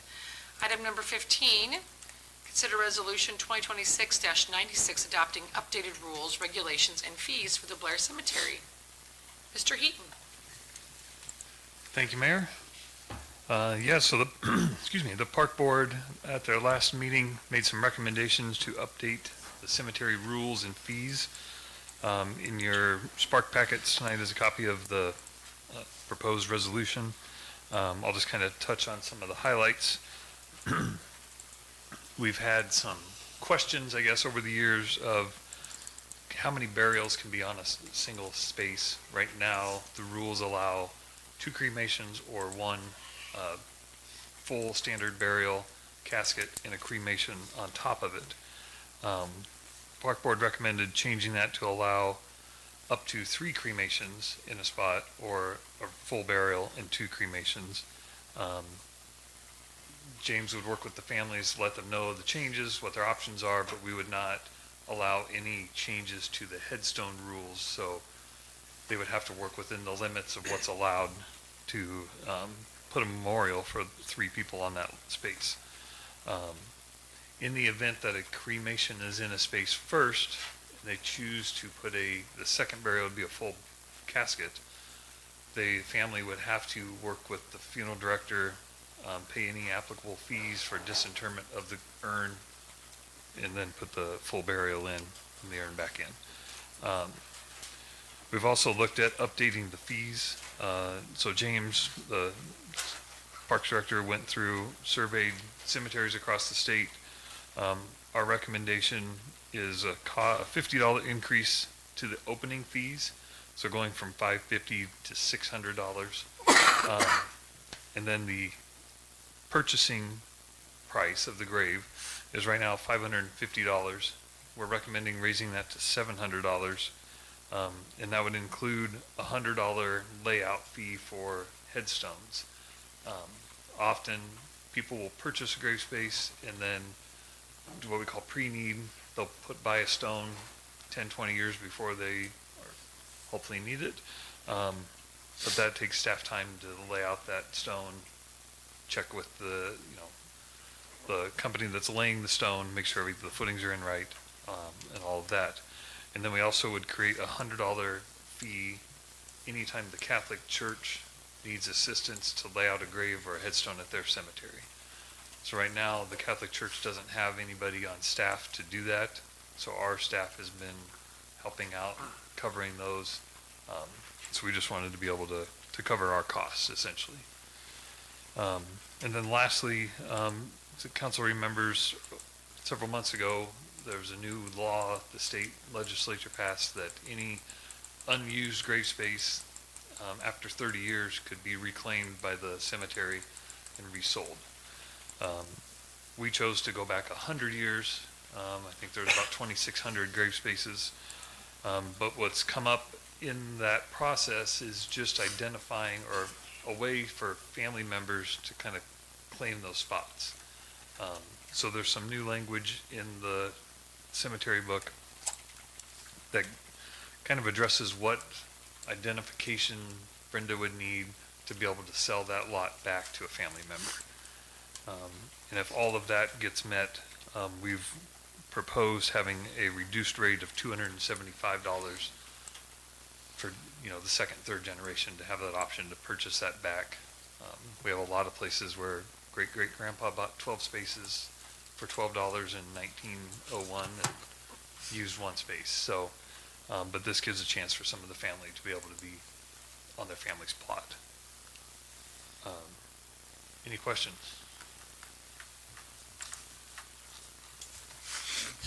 Thank you. Thanks, Have we had lots of requests for 3 urns and? We're getting more of those lately. just because there's a lot more cremations than traditional burials, so. And, yeah, people are just trying to, We're not running out of space, are we? no, sir. We just freed up another 2,600 spaces. James left, but I think that should put us just over 10,000 empty spaces. And then we have that whole entire, that field that's not laid out yet. And if we ever needed to go take a soccer field, we could do that. But we're talking, hopefully. Not in our lifetime. Yeah, 200 years, so. Thank you. Yeah. Thank you. I see recommendation from the Parks, Recreation, and Cemetery Advisory Board. Was that in the memo, or did they want to speak to it? Nope. They did pass it. Okay, excellent. All right, council. What say you? I'll introduce resolution 2026-96. Resolution number 2026-96 was introduced by Councilmember Letcher, adopting updated rules, regulations, and fees for the Blair Cemetery. Motion to adopt resolution 2026-96 as presented. Second. We have a motion and a second to adopt resolution number 2026-96. Please register your vote. All council members present voting aye. Motion passes. Item number 16, consider resolution 2026-97, approving a supplemental environmental services agreement with SRF Consulting Group for River Road Connecting Trail Project. Mr. Heaton. Thank you, Mayor. So a couple of council meetings ago, we had an agreement with JEO to do design work to get the project up to speed, to get ready to go out for, eventually go out for bid. This agreement or addition to the project is for the environmental, all the NEPA studies that are required as part of the grant. Since we have federal dollars tied to this, we need to make sure that we do all the due diligence on the project. JEO, working with them in the Nebraska Department of Transportation, wanted to use this SRF company to do the environmental aspects of the project. NDOT has approved all of the work. It should be noted that NDOT is actually managing the grant. So any of the fees that we discuss as part of this project, this NDOT is going to pay those and then bill the city our 20%. So rather than us spending $100,000 and going through the grant paperwork to get that back, NDOT is going to manage that for us and simply just invoice us for our share of that project. So there's a lot of NDOT involvement, so anything that eventually you guys get a chance to look at will have already been approved by NDOT. Any questions? Thank you. Yep. Thank you. Any comments from the public? Finance Committee. Talked about it, have to do it. It's no way around it. So unless there's any other questions, I would like to introduce resolution 2026-97. Resolution number 2026-97 was introduced by Councilmember Clark, approving a supplemental environmental services agreement with SRF Consulting Group, Inc. for the River Road Connecting Trail Project. I'd like to make a motion to adopt resolution 2026-97 as presented. Second. We have a motion and a second to adopt resolution number 2026-97. Please register your vote. All council members present voting aye. Motion passes. Item number 17, consider resolution 2026-98. Whoa, we're getting close to 100 there. Terminating the interlocal cooperation agreement dated August 8th, 2017 between the City of Fremont and the City of Blair, authorizing the sale of the tree grinder chipper. Mr. Thank you, Mayor. We could throw two more on round off bills last night at 100. So this item has to do, if council remembers, back in 2017, the city purchased, along with the City of Fremont, a very, very large brush chipper. This is brought in on a semi. It's not the kind you see the tree trimmers using. And we would, the agreement was 24% Blair's, 76% Fremont's. We would get it for a month or so out of the year, and a crew from Fremont would come to Blair with it. We would chip our pile, work with different contractors to get the chips hauled off. Over the years, the chipper got more and more expensive to maintain, numerous breakdowns, numerous problems with it. The last 3 or 4 years at least, it was broke down, so Fremont had to find other options. The city had to find other options to get rid of the pile, to find a contractor to come chip it. About a year ago, Fremont reached out. We had this discussion, what are we going to do with this? They've initially asked if we were interested in buying it, which I was not interested in doing. Since then, the Fremont City Council passed a resolution to sell it and did receive a bid for $420,000. If the council agrees to this resolution, we'll sell the chipper, we'll sell our share, dissolve the interlocal agreement, and based on that sale amount, the city of Blair should be getting just over $100,000, which should help offset some of the costs from all of the grinding and things that we did for the storm in August. So, any questions? Is that accounted for in the budget, the additional? It would be in this current fiscal First year. 20, okay. Yeah, I would assume we'd get that money before October 1. Thank you.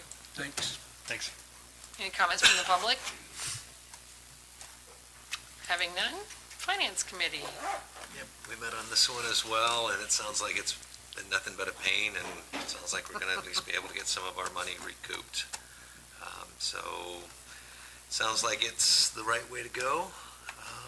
So I would like to introduce Resolution 2026-98. Resolution number 2026-98 was introduced by Councilmember Clark, terminating the interlocal cooperation agreement dated August 8, 2017 between the City of Fremont and the City of Blair, authorizing the sale of a tree grinder chipper. I'd like to make a motion to adopt Resolution 2026-98 as presented. Second. We have a motion and a second to adopt resolution number 2026-98. Please register your vote. All council members present voting aye.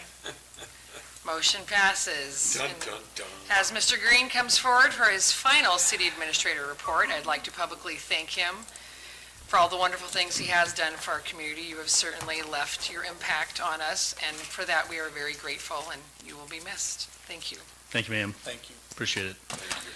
You know, I remember back in 2005 when I first got hired. No, I'm not going to go. Okay. After 3 hours, 3.5 hours. I have nothing to report other than to simply say it has been the great privilege of my life to be able to be city administrator here. When I did first get hired, I was still in school in 2005. I remember one of the council members at the time after I interviewed said, "Where did this guy come from?" Because he usually sat over there as an intern, super quiet. No, he's not with us any longer, but super quiet and hardly said anything at all. And so had a fantastic 15 years of learning about local government, had an opportunity to be elsewhere and then to come back, which was a dream come true. It's been a great 3+ years. Appreciate working with all of you. And with that, I relinquish my authority as city administrator. And Godspeed to all of you. Thank you. Thank you. Thank you.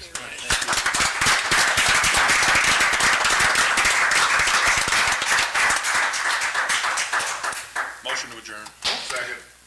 I was going to give it to Ken, but wow. Okay, never mind. We have a motion and a second to adjourn. Please register your vote. 10:30.